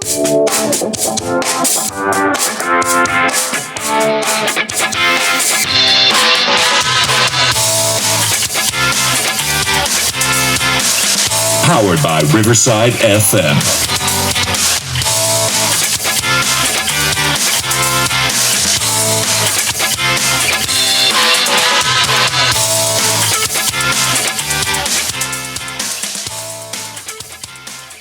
All right, so our guest for the Browns Backers interview series this week is Bobby and Kevin from the Browns Backers of North Jersey. Bobby, Kevin, thanks for joining us. How are you today? Great. Thanks for having us. Really appreciate it. Yeah, very excited for this one. So. Yeah, no problem. I know everybody's time is valuable, so thanks for taking some of yours, especially around the holidays, to chat with us. So before we get into some of the more exciting stuff, just tell us a little bit. Not that you guys aren't exciting, but tell us a little bit about your chapter and kind of what you guys have going on up there. Well, we originated in 1989. We're actually the 186th chapter of the Browns Backers. Nice. The chapter was founded by a Joanne Stonson back in 1989. She actually put a article in the local newspaper looking for Browns fans. And the group actually started in 1989. I became a member probably in 2006, 2004, 2005, right around there. And then, of course, I introduced my son. My other son actually just started following the Browns now, too. So he comes every week as well. Who was he following before that? What's that? Who was he following before that? He wasn't following anybody. He wasn't really a sports fan, but now, he gets into all the fantasy stuff now. So, and he sees how much fun we're having. So he comes down with us now, too. I was going to give him some shit, but then I realized he wasn't rooting for anybody. So it's okay. So, but he's having a blast now, too. So, but we meet down in Rockaway, New Jersey, at the little place called the Exchange. We have our own room downstairs. It's actually a banquet hall, but they actually put up TVs for us. Bar. We have our bar down there. They have a big screen that comes down from the ceiling. Nobody bothers us. We have our own entrance, own bathrooms. It's great, and we hoot and holler down there, and it's a great time. Nice. We really have a good time. Nice to have your own area for sure. Yeah. And so, occasionally they'll put a banquet down there. We'll have to go upstairs, and we're really not. People don't really get chipped at us by other fans. For some reason, when you're in another town, they don't like you cheering for somebody else. Huh? It's funny how many of as we've gone through the series of the Browns Backers, how many of these chapters each started with just like a note in a local paper. I was going to say this is the second week in a row where that's how it started out. It's just like a couple people or one person put a ad in the paper and said Browns fans wanted. And it's just funny to think about how times have changed. I mean, when you think about like group networking today and how much different it is with social media. Right. Yeah. But today, though, they'd all be flaky and not show up. So, And I can tell you, when I wear Brown stuff around, I get more comments from people wearing my Brown stuff, and it's just easy. You just tell them about the club, and sometimes they show up, sometimes they don't. But the best part is, man, just seeing all the people walk into the bar and they're like, where the hell did all these Browns fans come from? Yeah. So it's just great seeing everyone's face, and then, just... They're like, I thought we were in North Jersey. Did we take a wrong turn? We end up in Cleveland? No, but so part of the reason we're doing this interview series is because we want to highlight, obviously, you guys are a Browns backers chapter in North Jersey, and there's Browns backers chapters all over the country and all over the world. And we all know that Browns fans are everywhere. But part of what we wanted to do here was highlight some of the good things around your community that you're able to do being a Browns backers chapter, be it community service, charity work, whatever that may be. So can you tell us a little bit what you guys have going on in your chapter? Yeah, so we do a bunch of raffles, but we do a lot of donations. We're really big into charity. One of the things we do is the Tunnels to Towers Foundation. That's usually the first game of the year, obviously, because it usually falls around 9/11. And obviously this area here, a lot of people were affected by 9/11. So we have actually a couple of members who actually work for Annnndddd Flags, which is a large flag manufacturer. They donate some flags to us, which we raffle off. And we send the money to the Tunnels to Towers Foundation. My dad and Kevin's grandfather passed away from Alzheimer's back in 2018. So we do a big Alzheimer's fundraiser. We do the walk. This past fall, we raised over $6,000, almost $7,000 for that. I have a relative who was a really good athlete, and he developed a brain tumor, which kind of affected his whole, so we donate to the Children's Brain Tumor Foundation here in North Jersey. We also donate food to the Interfaith Food Pantry. I started a couple of years ago. I started a twice a year. We do a raffle for a jersey of your choice. So basically, people pay $10 to enter, and then if you bring food in, I'll give you more tickets for the jersey. So then every week I go to the food pantry and we've donated about 800 pounds of food so far this year. Wow. And then we also donate to the North Star Pet Rescue, which is a local pet adoption and pet rescue place up here as well. You guys have a ton of things there. Yeah, a lot of great causes there. So, and then, if people from our group want to, have an idea about donating somewhere, and then we'll accept that idea too. We've donated to, then we did a March Madness pool, and we donated to St. Jude's. Kevin won that pool, so he donated to half to St. Jude's and half. Everything went to St. Jude's. And so, obviously, you guys, like Kenny said, you guys have a lot of good things going on there. You're donating to a lot of good causes, and so with that, I mean, is there any special events that you guys have coming up that you're hosting, be it now, in these next couple of weeks, during the playoffs, or in the off season? Well, what we usually do, we usually meet for the draft, obviously, and then now I'm starting to slowly try to get a golf outing going. We're like approaching. I don't know if you can see the belt in the back. Yeah. Oh, yep. But that's the belt for the champions because we won this past year. Nice. It's kiddingly called the Angry Bobby Open because they call me angry because I'm usually angry yelling at the TV or something. You don't seem so angry. Wait till the game is on, man. Watch the game. So they call me Angry Bobby. So that's the name of the golf outing. It's called the Angry Bobby Open, and any money we raise from that to also go to the same charities I just mentioned before. You can't hear it right now, but our board man is in the background just laughing. What golf course do you guys do that at? Do you rotate every year? Or do you have a specific course you go to? There's a local course up here, Berkshire Valley. Give them a little plug. Good course. Yeah, it's a really tough course. Nice. So Ronnie and I both have a golf background, so we're always interested to hear where you guys are playing. Little known fact: you're talking to a couple of golf instructors, not the greatest golfers ourselves. We will, but we you can guys teach. want to come out June 7th? Come on out. Oh man, June 7th. We got to pencil that in right after the Browns fan cruise. So. Yeah, we'll be there. Yeah. Don't tempt us with a good time. Yeah, but no. With all that being said, I mean, let's get on to the football side of things. I mean, we all love talking football. So, what are your guys' thoughts about the game this past week against the Texans? Well, it was a nice, relaxing game. Let's put it that way. Well, it was kind of a little scary, but thankfully they pulled it out. Yeah, when he took the starters out, we got a little worried. But then when we put it back in, we were all rooting. I wanted Cooper to get the record. I mean, yeah, I saw him there pleading on the sideline, to get in. And when the Texans finally scored a couple touchdowns, he was able to get back in there. I think the defense just gave him up because they said, we got to get him back in.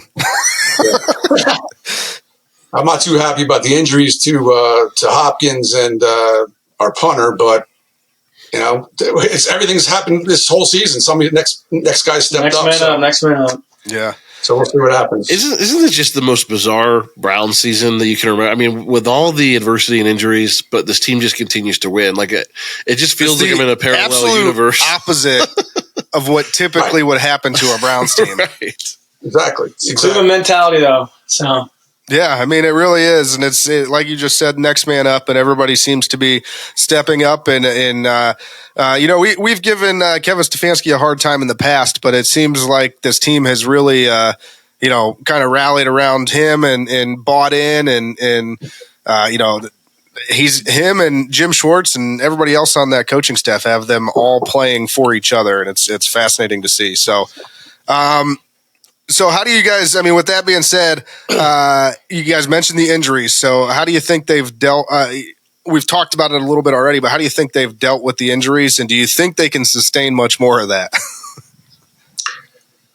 So far, so good. I mean, who would have thought Flacco would be coming in here? I have buddies that are Jets fans, and when they sign Flacco, they're like, "Oh, good luck with him." I'm like, "Okay, wait till old Flacco comes back and see what happens." 4 games later and 1,300 yards, and you're like, "Feels pretty good." Yeah. But I must admit, though, in that Bears game, I kind of like, "Oh, here we go." When he threw the interceptions, and then he bounced back, and it's that old savvy veteran. Just shake your head like, "Oh my God, I can't believe this is happening." Just. It has been wild, and I don't think anybody at the beginning of the season, if you had your bingo card, Joe Flacco is going to be the starting quarterback for the Browns and he's going to dominate. Exactly.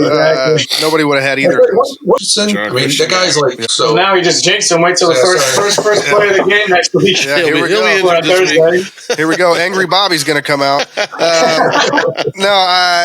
It's. I think what it boils down to is Bill Callahan is just such a good offensive line coach. It seems like no matter who they get, they plug them in, and it might be a little shaky or a little rocky the first little bit, but then it's like you didn't even know. Well, it seems like no other position group embodies next man up quite like that offensive line group does. No, they've had. I mean, we're down to one single or maybe two now, but at one point it was a single starter left. Yeah. So it was the Bears game. It was like we had 4 different combinations of offensive line in there. So, but it was nice to see Luke Whippler in there. He's a North Jersey boy. So. Yeah, he was hurt most of the beginning of the season, wasn't he? Right. Yeah. I mean, obviously it was a backup too, but he was hurt most of the beginning of the season. But yeah, I mean, they keep stepping up, and it's been great to see, and obviously at all the other positions as well. I think the only one that I would argue nobody's really stepped up is running back, and for some reason we still keep winning despite not having a good running game. So yeah, that's one thing we got to get going is that running game. Yep. TV to go cut up the field is the only thing that's just make a decision and go. That's all you and I think we're a little spoiled because Nick Chubb is the absolute best at that in the world. So it is sad not having Nick Chubb this year. I mean, just thinking about the success the team is having and the what he means to the city and to the team to have him not there, it still stings. I'm sure it's hurting him too. Why do so good and have him on the sideline now? It just hurts. Yep. And so let's look to this week. What are your thoughts on the Week 17 matchup with the goddamn Jets? Well, before we got on this call, I just saw that Zach Wilson is definitely out this week. Trevor Siemian. So we got Trevor Siemian. So I guess that's bad for us because Zach Wilson's probably worse. Let's be honest. Well, we were at the game in 2019 when Trevor Siemian played. And that's when Myles Garrett knocked him out like on the 3rd play of the game. Yeah. And I don't even remember who the backup was. I don't even know who it was. Luke Falk or something like that. No, it was like the long last name. Like I don't even. But I don't even know who the 3rd string quarterback is for the Jets. To be honest with you. Well, if they would give Myles Garrett a hold call and he knocks him out again this week, he's we might run into the same situation because nobody knows who Trevor Siemian's backup is if Zach Wilson. That's when Avery Bobby comes out is when Myles Garrett doesn't get his hold calls, man. Oh, it's been terrible. It's been absolutely awful. What are you guys hearing on the ground there in Jersey about just the Jets in general? I mean, it's kind of been a season a little bit mirroring the Browns. They've had a lot of injuries, questions at quarterback, but they've still won some games out there.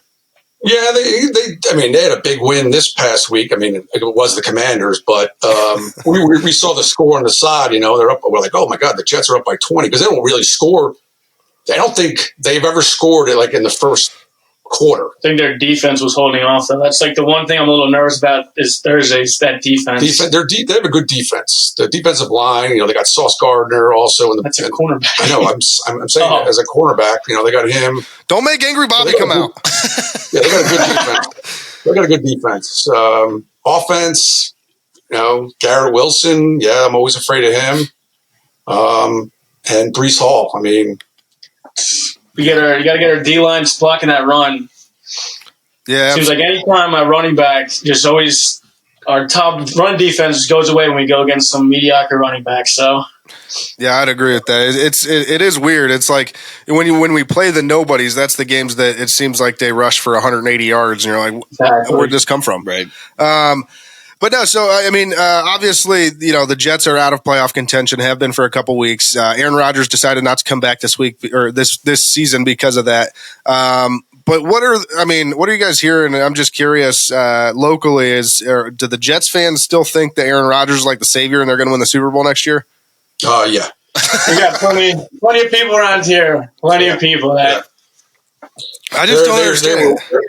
They were hoping he'd come back this year, I think. The MILF hunter Zach Wilson ruined that. So,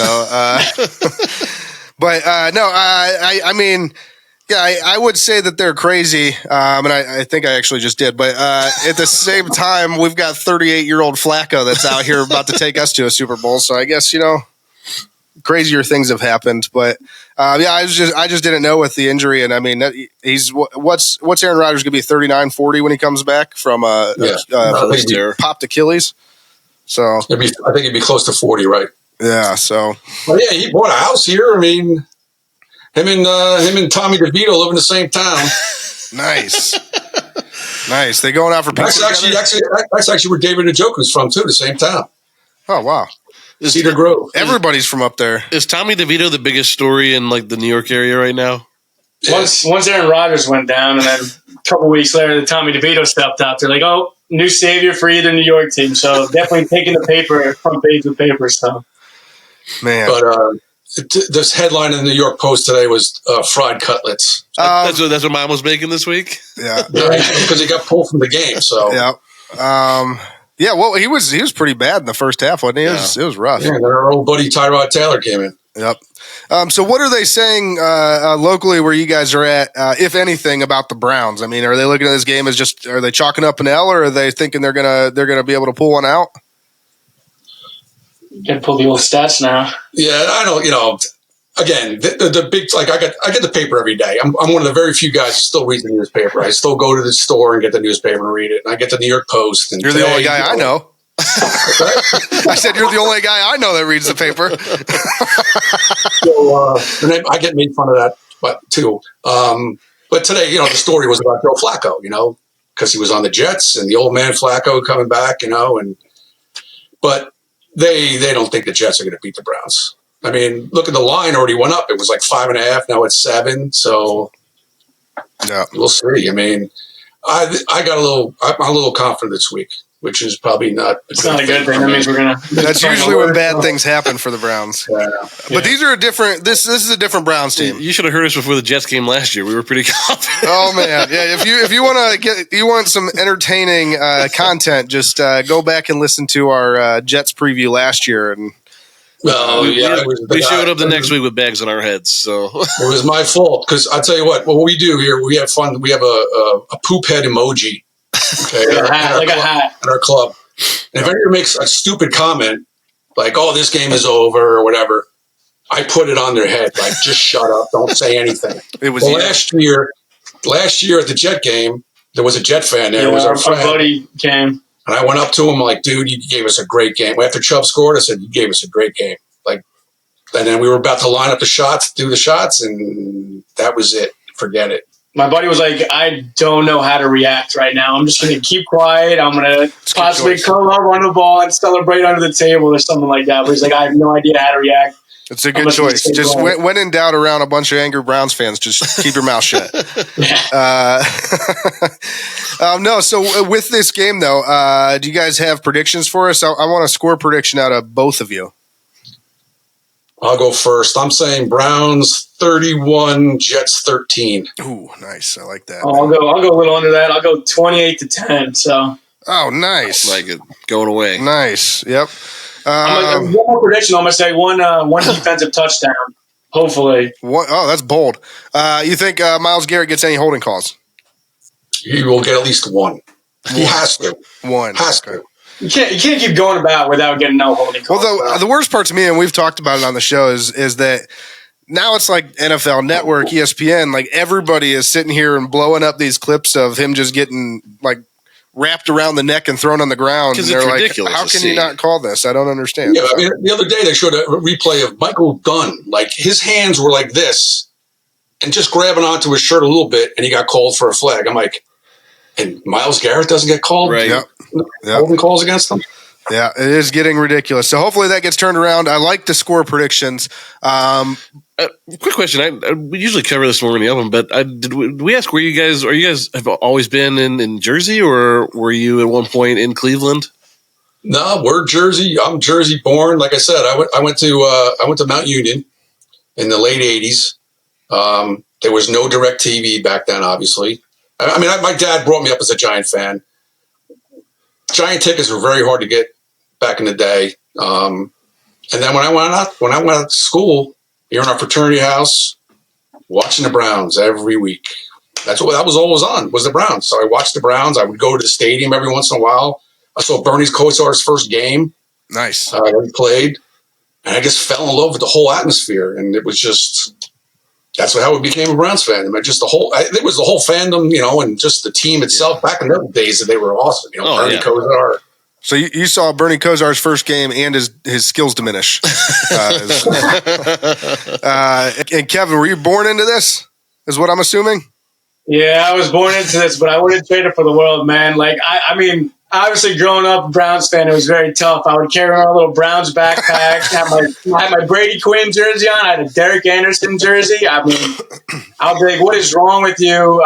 Coming home from especially school. the Olympics team in high school. Oh my gosh, it was terrible. But I wouldn't trade it for the world now. So coming home from school with a black eye every other day, and your dad's like, "What happened this time?" Yeah, my dad's like, "What are you doing?" I'm like, "Hey, you made this happen to me, so it's not my fault that I'm a Browns fan." Yep.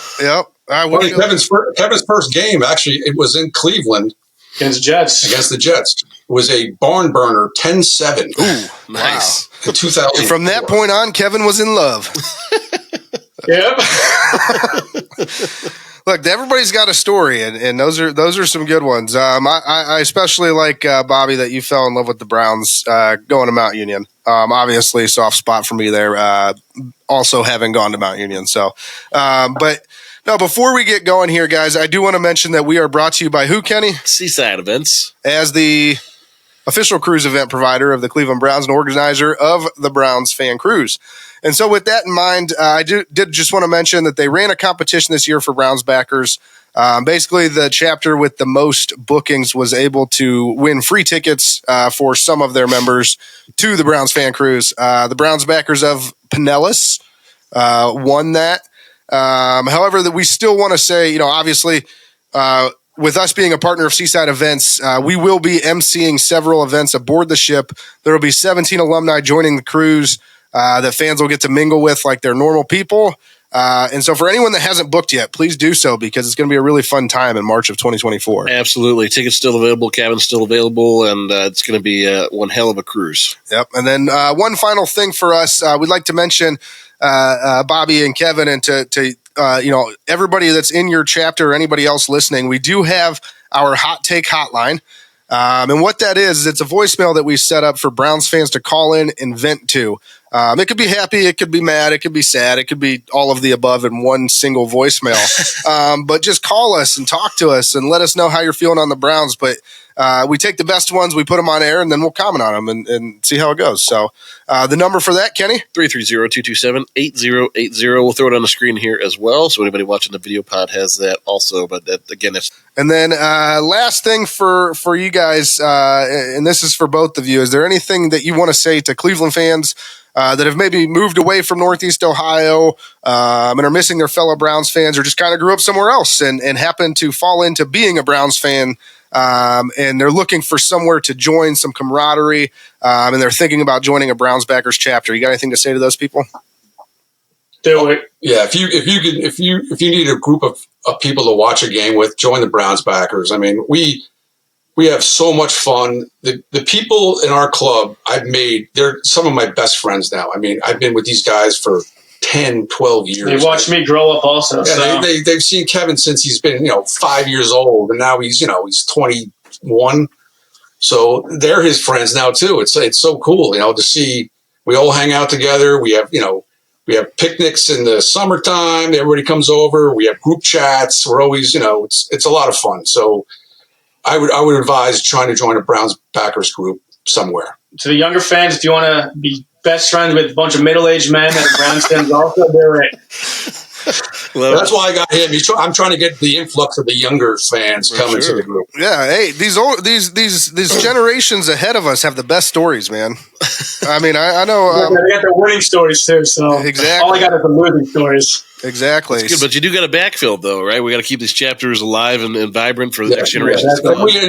That's one thing about our group too, is we have a bunch of families that come, and it's great, They pulled a lot. They pulled the raffle tickets for us, and we try to make it a lot of fun. Yeah, that's awesome, and we really appreciate everything that not only you but all the Browns backers groups out there do for the Cleveland Browns, and just to showcase, what a great fan base that Cleveland has here. I know a lot of people like to run Cleveland down, and there's one thing you can never take away from us, and it's that our fans are better than anybody else's, and I would put that up against anything. So for sure. But yeah, with that, I mean, we really appreciate you guys having us. It's been awesome. Hopefully, we can get up there to North Jersey and see you guys in person sometime soon. The golf, man. That'd be great. Yeah, absolutely. So you have the bell in the middle of the decks now. Oh man, that would be. I think we might have to make a trip. No. Again, guys, thanks for joining us. We really appreciate it. Thanks, guys. Thank you. Thank you.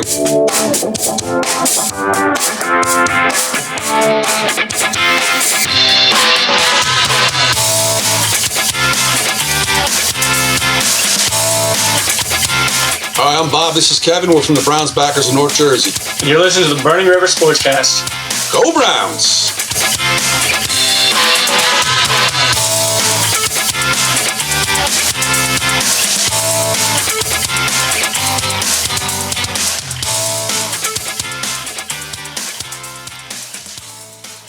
Man, good time talking to Bobby and Kevin there, huh? Yeah, I mean, they're in an interesting spot, too, because they have in Jersey, you got Giants. I got so many teams around them that aren't the Browns. And just a lot going on because you're near New York in general. So, yeah.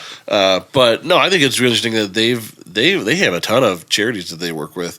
We've had a lot going on. Not to say anything bad about any other Browns backers, but I know we've seen other chapters that have struggled to try and get different things going because they're just not in a Browns friendly town, so it's harder for their chapters to raise money. But they don't seem to have that problem there. They have all kinds of charities and been raising buttloads of money for them. Well, so and like you said, he wears his Brown stuff around, and people say something to him all the time. So apparently, and maybe that's maybe that's just a byproduct of like New York being so big. There's just lots of people. So, but good on them. They've done a ton of good things there, and fun to talk to those guys. Hopefully, we make it out to their golf outing next year. That would be fun. That'd be dope ass. Go out there, dominate, come back with a belt. That's right. Put the belt there. Yeah. Suck it. Come back. No, but that'll take us to the Burning River Sportscast Hot Take Hotline. All right. Don't forget to call and leave your hot takes on Hot Take Hotline. Remember, these are hot takes. Hottest takes. We want hot takes. We want hot takes. We want hot takes. We want hot takes. 330-227-8080. 330-227-8080. 330-227-8080. Call now. Operators are they're not standing by. They're not here. It's an answering machine. They go. All right, so let's They take gone, Ted. They yeah, gone. they Nobody's gone. going to take your call. All right, guys, we get it. All right, let's take a quick revenue break and get back here and talk about the Week 17 preview for the matchup against the Jets. The goddamn Jets.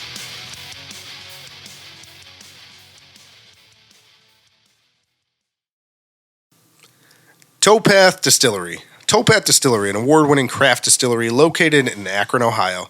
Towpath Distillery focuses on high-quality spirits carefully made in small batches.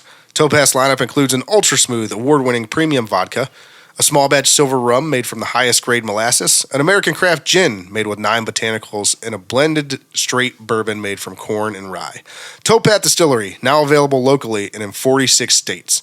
Visit towpath-distillery.com to place your order online or find an OHLQ retailer near you. Towpath Distillery, handcrafted, award-winning, small batch, local, and family-owned. All Cleveland Coffee. All Cleveland Coffee is a coffee company that launched earlier this year in Cleveland, as the name would suggest. Founded by Browns legend and Hall of Famer Joe Thomas and 6-time heavyweight champion of the world in the UFC, Stipe Miocic, along with a team of several other brilliant Clevelanders.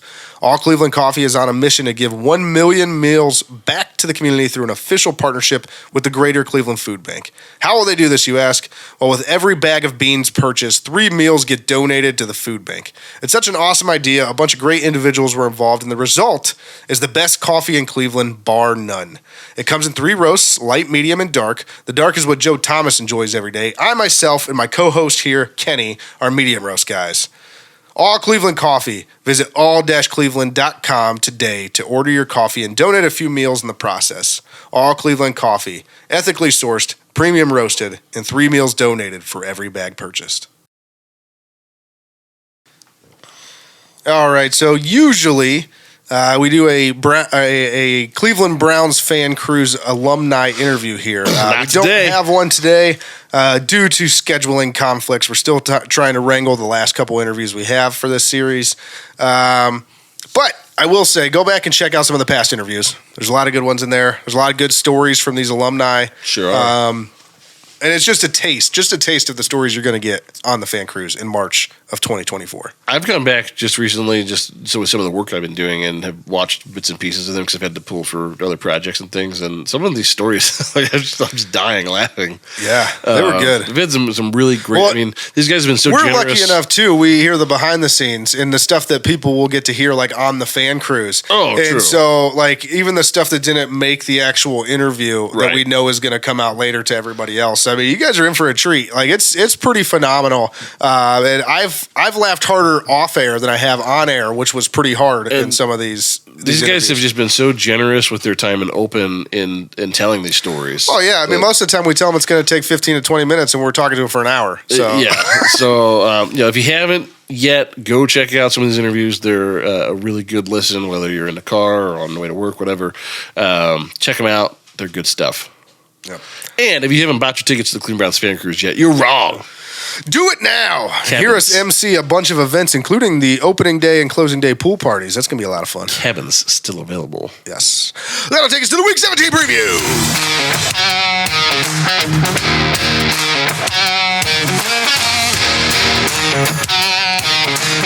Fellas, this week we got the goddamn Jets. Goddamn Jets. We're going to destroy them. Fellas, this week we got the goddamn Jets.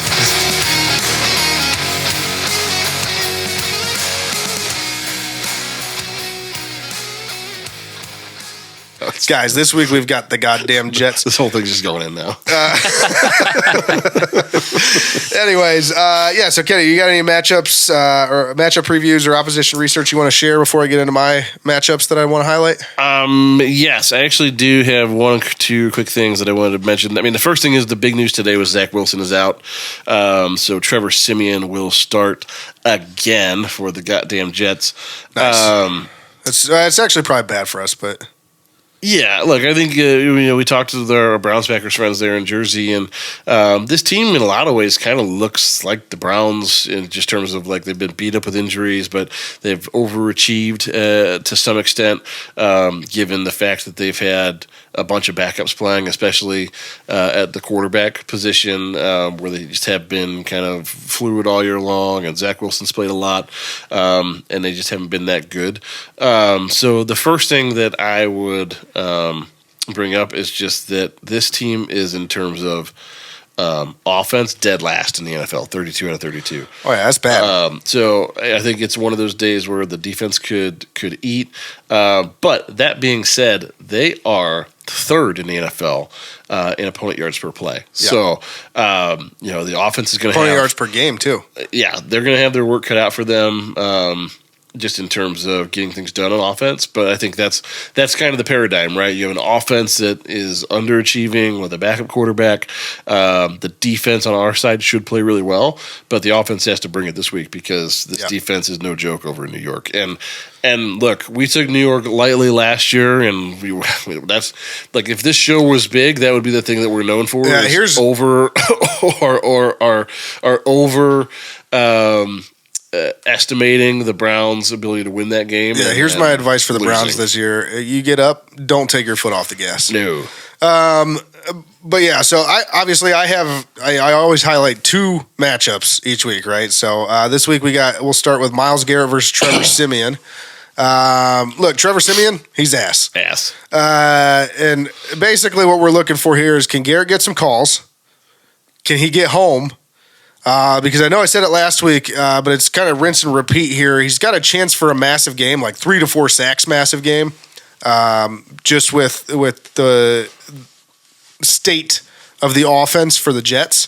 And it's time. Like, you don't have any more time in the season to make your case for Defensive Player of the Year. You're kind of out of the conversation at this point. You're like very fringe talks of Defensive Player of the Year just because you happen to play for the best defense in the league right now. Well, and he has had a sack drought. Right. That's what I was getting to. It's been like 4 weeks since you had a sack. So nobody's talking about you, but one game with like 3 to 4 sacks, and all of a sudden everybody's talking about you again. So it's time. There's no more time to wait. So we'll see what Myles Garrett does here. And then next up for my matchups is Joe Flacco versus the Jets secondary.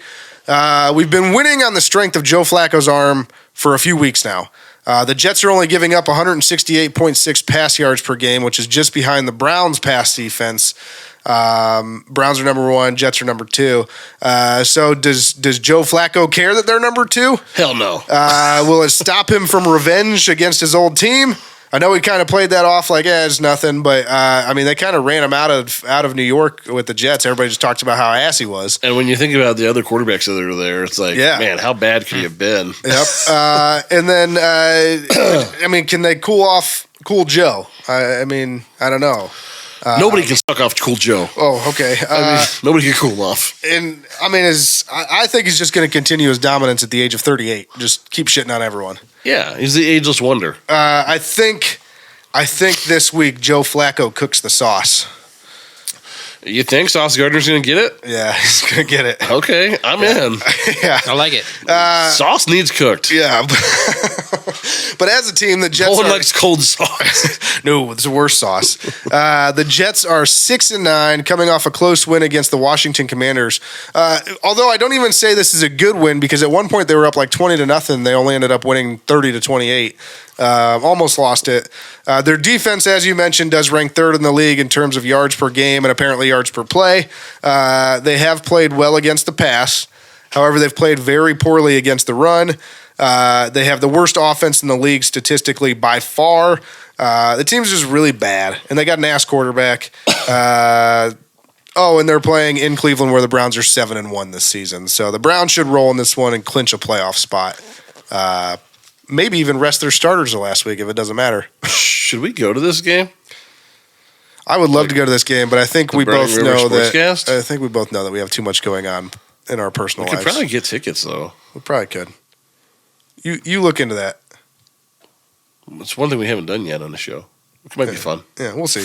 Kenny, what do you got for the injury report this week?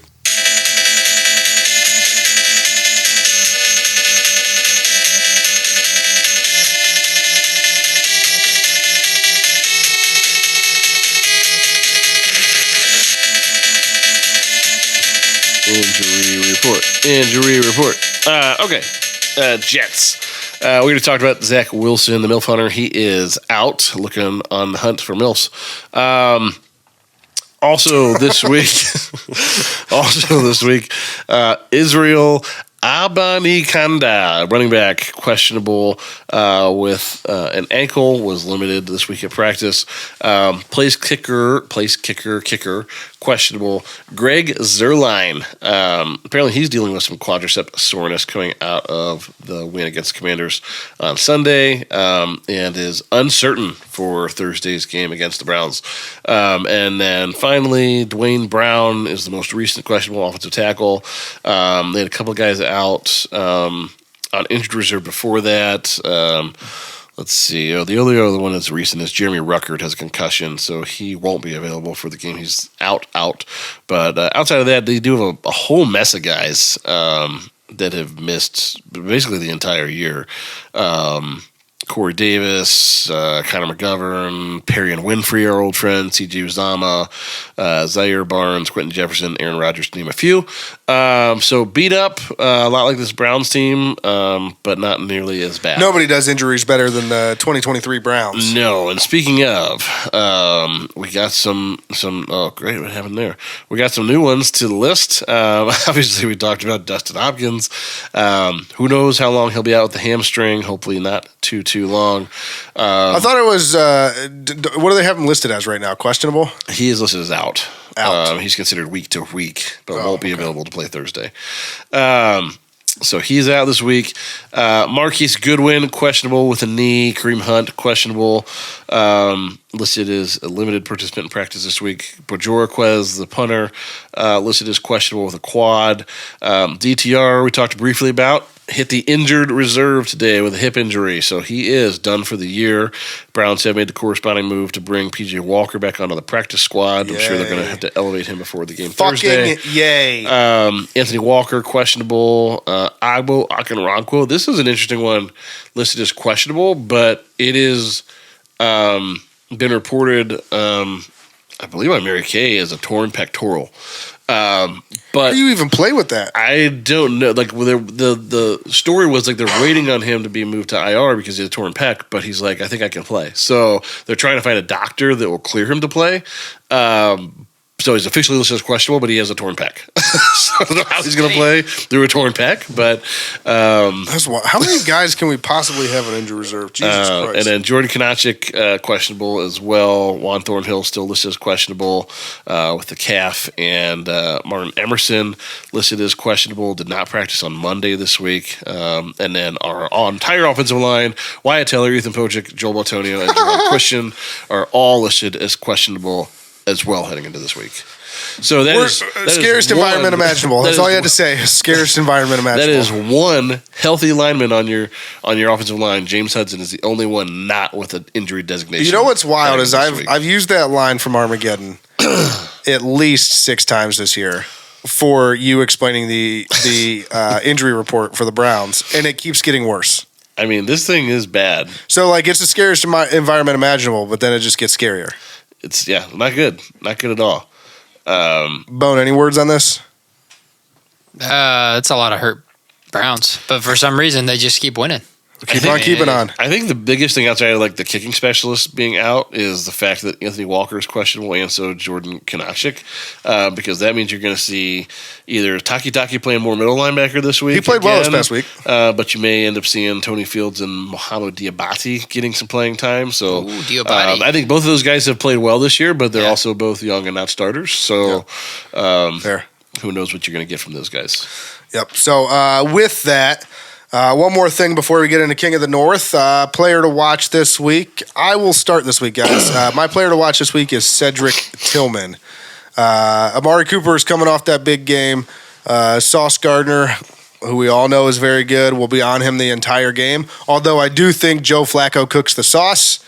I think someone else will also have to step up for Joe Flacco this week. And outside of Njoku, I think that Tillman has the best opportunity to do that. So I like Tillman. I think he might get a touchdown this week. Excellent Kenny, choice. who you got? I'm going to stick in the receiver room. I'm going Elijah Moore. The revenge game here. I didn't even think about that, yeah. Things did not end on a good note for him in New York. He was happy to get out. They were happy to get rid of him. I think he's done all the right things, said all the right things, despite the fact that he's had an underwhelming season here in Cleveland. I wouldn't be surprised if there's some jawing and some bad blood there. Going to be a lot of jawing and bad blood, but I expect him to come up big when it matters. And I think he'll do something special this week. You think Elijah Moore runs over to the sideline after doing whatever that special thing is and is like in Salah's face, like suck it. He gives him the suck it, yeah. Suck it, Salah. Suck it, Salah. I kept receipts. Bone, who you got? I'm not going very flashy. I'm going Riley Patterson. I know like you guys said, they're Bone loves the kickers. Yeah, I love it. But is a new love story brewing? Possibly. Yeah, I've been Facebook stalking, but seeing if he has a girlfriend. Like you guys said, they got a really good pass defense and good run defense. So I don't know. We might be getting some stalled drives. So I think we're going to. I think the Jets actually play pretty well in the red zone too, which to your point leads to a lot of field goals. So I think there'll be opportunities for the new kickers. Hopefully he can, pull it out, make some kicks in Brown Stadium. Nice. I like it. To your point, number 6 in the NFL in red zone scoring. Yeah, there you go. I do my research, I know what I'm talking about. But that'll take us to the King of the North.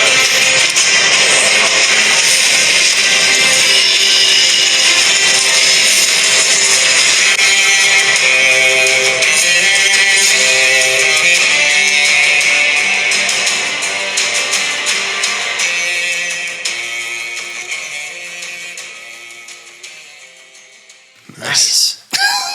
That's what we're going to be doing because we're multimedia production studio, All right, in case anyone doesn't know by now, this is our year-long AFC North Pick'em competition. At the end of the season, whoever comes in last place gets punished.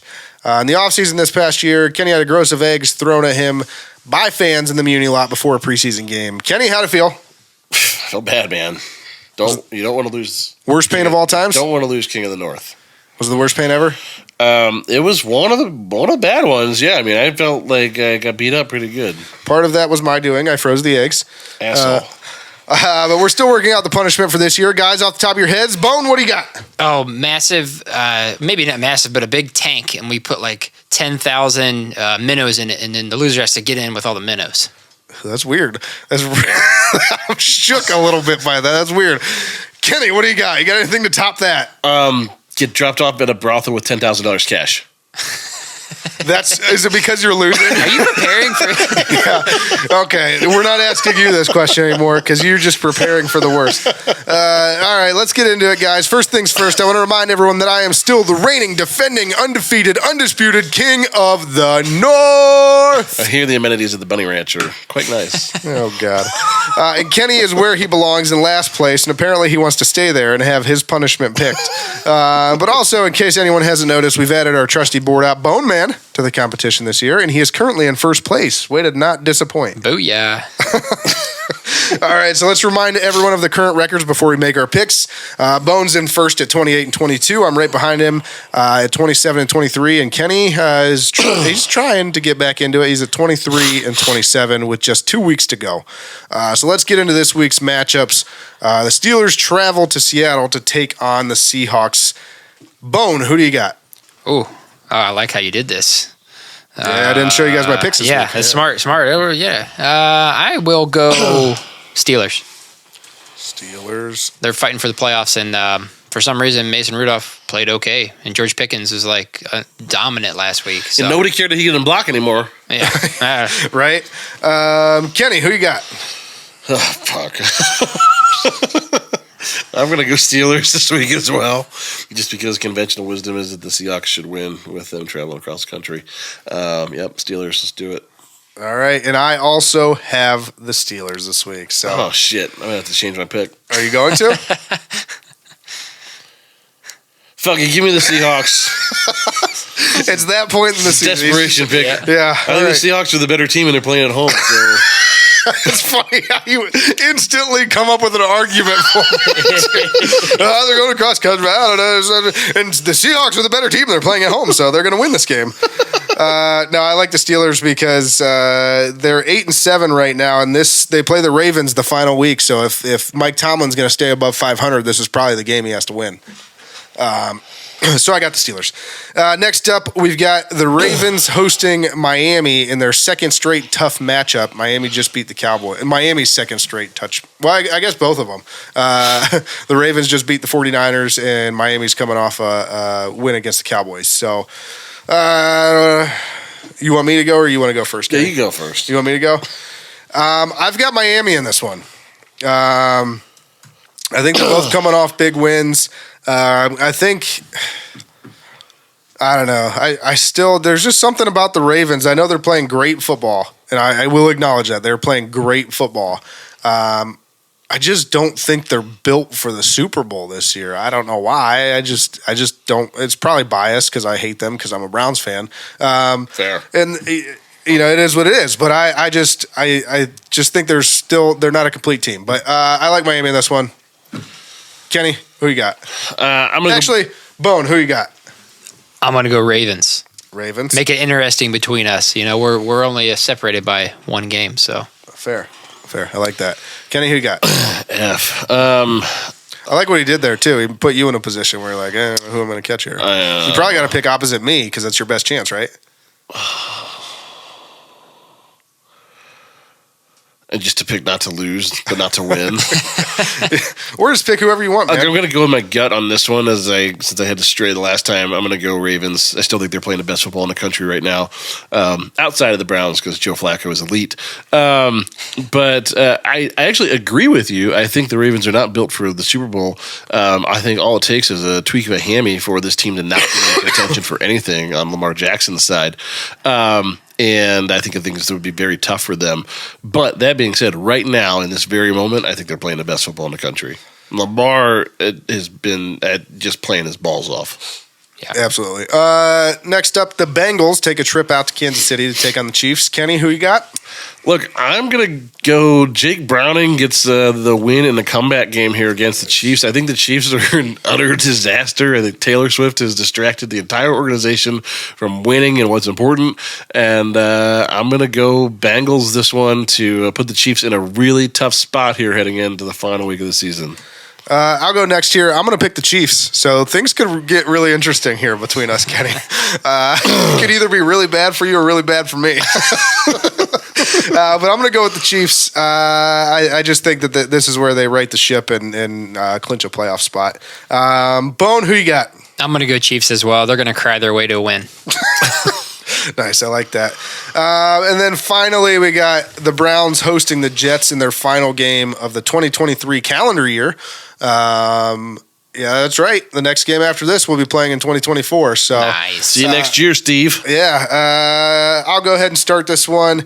I'm going to pick the Browns in this. I think they win big. I actually have the same score as Kevin did in our interview. I have 28-10 Browns. We'll go with Bone. We'll leave Kenny's for last. Bone, who you got? Oh, I got Browns, of course. Better team. Clinch playoff spots. Home game. Thursday night, prime time. Let's go Browns 31, Jets 9. 9, nice. Kenny, who you got? I wish I could pick the Jets for sake of any chance to get back in this thing. But the Browns are the better team here. I know the Jets aren't playing for anything. The Browns are still playing for playoff seeding and pride. I'm going to go Browns. I think they win this one relatively easily, but I do think that defense is a little stingier than Houston, so I'm going to go Browns 24-3.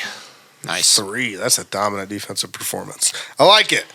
All right, so like I said, things could get pretty wiggity here this week. Kenny's either going to be completely out of it with no shot, or me and him are going to be. It's going to be a nail biter. So let me remind you with that to call the Burning River Sportscast Hot Take Hotline. Take headline. Don't forget to call and leave hot takes on. We want the hottest takes. We want the hottest takes. We want hot takes. We want hot takes. Hot takes. That's not even a number. 220. 330-227-8080. 330-227-8080. 330-227-8080. 330-227-8080. Call now. Operators are not standing by. Nobody's there. No operators there. And be sure to check out our gear, www.thetapinmedia.com/shop. Click on show specific. Click on Burning River Sportscast. That's us. And you will see all our dope shit. So that'll do it for us. Kenny, what can we expect next week? What can we expect next week? We will recap the game against the Jets, the goddamn Jets. Hopefully another win here. We'll be breaking down the hopefully the playoff permutations to see kind of where we at and where everybody else is. Hopefully we're clinched. I mean, if we win, we're clinched. So yeah, and then we will preview the Browns Week 18 matchup with the team from the armpit of a city with no airport, Cincinnati. Clinch is such a funny word. Yeah, because you normally only clinch your buttocks. Yeah. Get him in a clinch. or you get him in the clinch. That's true. Fighting, MMA, or boxing. Interview with another Browns backers chapter. We will be talking to our friends in the armpit of a city. the only good folks down there in Cincinnati. The greater Cincinnati Browns backers. And we are still trying to line up our final Browns alumni interviews for the Browns fan cruise of March in 2024. Big thanks to the North Jersey Browns backers for joining us today. Red Hot Roddy Jams and Big Bowman on the board. Another great show. Hell yes. And don't forget to check us out on social media. Tapping Media is on Facebook, Twitter, and Instagram at The Tapping Media. And Burning River Sportscast is on Facebook, Instagram, TikTok, and YouTube at Burning River Sportscast and on X at Burning River Pod. And by the way, that's this podcast. You can find this podcast wherever you get your podcasts. I'm talking Apple Podcasts, Spotify, Google Podcasts, Amazon Music, Stitcher, Pandora, iHeartRadio, Podcast Castro, Good Pods, and so many more. And you know what that takes us to? Kenny! Backs for days.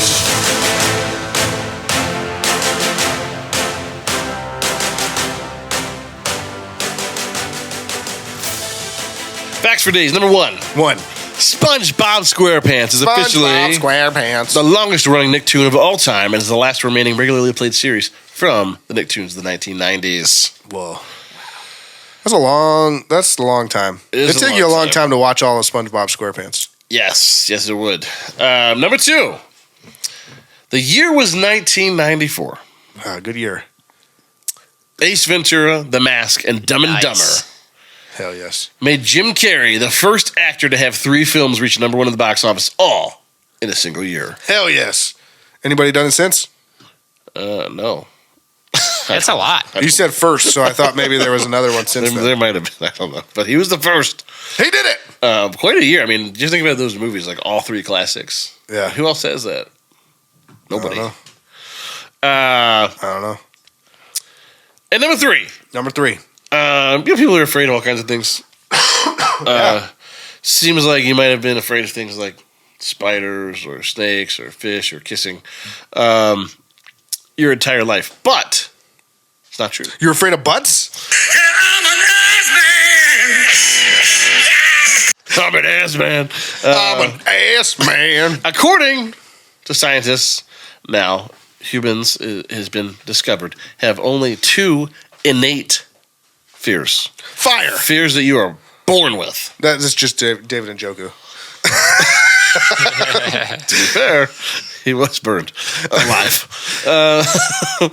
Any ideas what these 2 fears would be? Falling. Falling is number 1. Wait, so is that why I'm afraid of heights? You are afraid of falling from the time you were born. And it's probably not dark, but I'm going to say dark. Dark's a good guess. Not having air. That's a better guess. But asphyxiation. I don't think infants are really aware of the whole breathing process. What they are scared of frequently is loud noises. Nice. Yeah. Loud noises are another innate fear you're born with. The rest are just shit you learn over time. You're afraid of. How did I never understand this, because how did I get afraid of heights when I was afraid of heights as long as I could possibly remember? Well, you're afraid of falling, so it makes sense you're afraid of heights. Sure, that's fair. That's what I think about every time I get close to an edge or something. Yeah, you're not really afraid of height, like being high. I'm afraid of falling. It's a falling, it would be bad. Yeah, there's no scare. There's nothing being scared. I don't understand. Like, my wife's not afraid of heights at all. She just like leans over the edge and looks down, and I'm like, literally the only thing that goes through my head is splat. Like I'm gonna die. I do have a bonus fact. Okay, go on. Let's call this timely or not, given we are going on the Browns fan cruise. Okay. Cruise ships have their own morgues. Whoa. I don't know if what?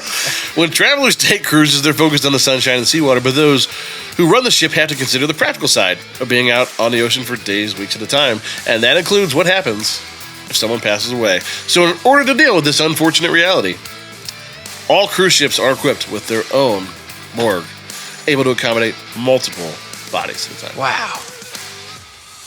Have you guys ever been in a morgue before? No, I don't know where this is going, and I don't like it. Yeah, me too. It's weird. It is weird. It's not where you want to be. Do you know what that fact sounds like? Sounds like a problem. Don't just be a part of the problem. Be the whole damn problem. And only you can prevent river fires. Burning river. Burning on the river. Burning river. Burns when I pee. Burning River Sportscast. Burning river. Golden showers. Rivers on fire. Anybody got a song we can sing this week? Last Christmas I gave you my heart, and the very next day you gave it away. This year, to save me from tears, I'll give it to someone special. Burning River Sportscast. Burning Rivers. Good night, Cleveland. Browns fan cruise and the Burning River Sportscast. What better combination could you possibly think of? Motorboat? You play the motorboat? You motorboat son of a bitch. You old sailor, you. You know what I was thinking during that interview? What? What were you thinking? Nothing, because you don't have thoughts because you're a brainless idiot? Wow. My name is Uhtred, son of Uhtred. And by the way, I want my foreskin back. That's right. At 6 years old, I was having in-depth conversations about fractional reserve banking and fiat currency. So The weather outside is weather. The other one, the finger eating food fingers. Yes. Ejaculate all over my body and my genitals. Yes. Oh my God! My house is full of shit! He's shit everywhere! Oh, massive, maybe not massive, but a big tank, and we put like 10,000 minnows in it, and then the loser has to get in with all the minnows. That's weird. I'm shook a little bit by that. That's weird. Goddamn jet. What do you mean funny? Funny how? How am I funny? All I do is win no matter what. They called my house on three-way, and I mean, I was fooled. I had straightened up. Was like, oh yeah. So, I mean, I remember one of my friends was like, this goddamn Bobby Bowden. I mean, he had his voice down. He was like, I'm looking for Mr. Josh Crib. I mean, it was his voice. I can't reenact it, but my friends, as soon as I said something to the affirmative, like, yes, sir, coach, I mean, I heard all these different voices laughing and snickering and, oh, he got, I was just so embarrassed. Erroneous on both counts. wow. But damn! The leads are weak. The leads are weak. Fucking leads are weak. You're weak. You know why, mister? Because you drove a Hyundai to get here tonight. I drove an $80,000 BMW. That's my name. I live my life a quarter mile at a time. Now, I think we've officially lost all of our more conservative viewers. So I don't think they want to listen any longer. This is it's Mother Nature. Where's Logo Girl when you need her? I desperately want to make love to a... It's Cheese We Girl. need Cheese Girl now. Oh, man. We need Cheese Girl now. We need Cheese Girl now. Eating that We much need cheese. Cheese Girl now. Down goes Anderson! Down goes Anderson! Who's canceled now?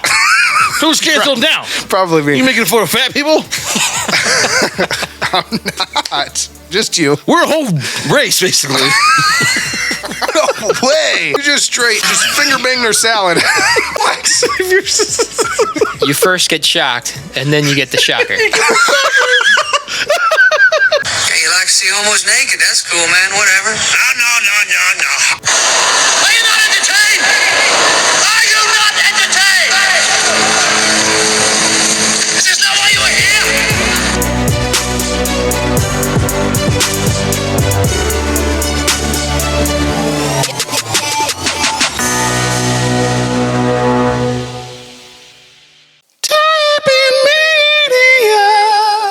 Today's episode was brought to you by Towpath Bourbon.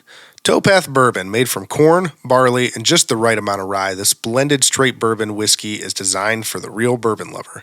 Intense notes of maple, cinnamon, vanilla, and oats hit you up front, rich and intense yet balanced all the way through with a strong and lingering finish.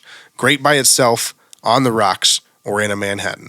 Available locally in Northeast Ohio and online in 46 states. Towpath Bourbon.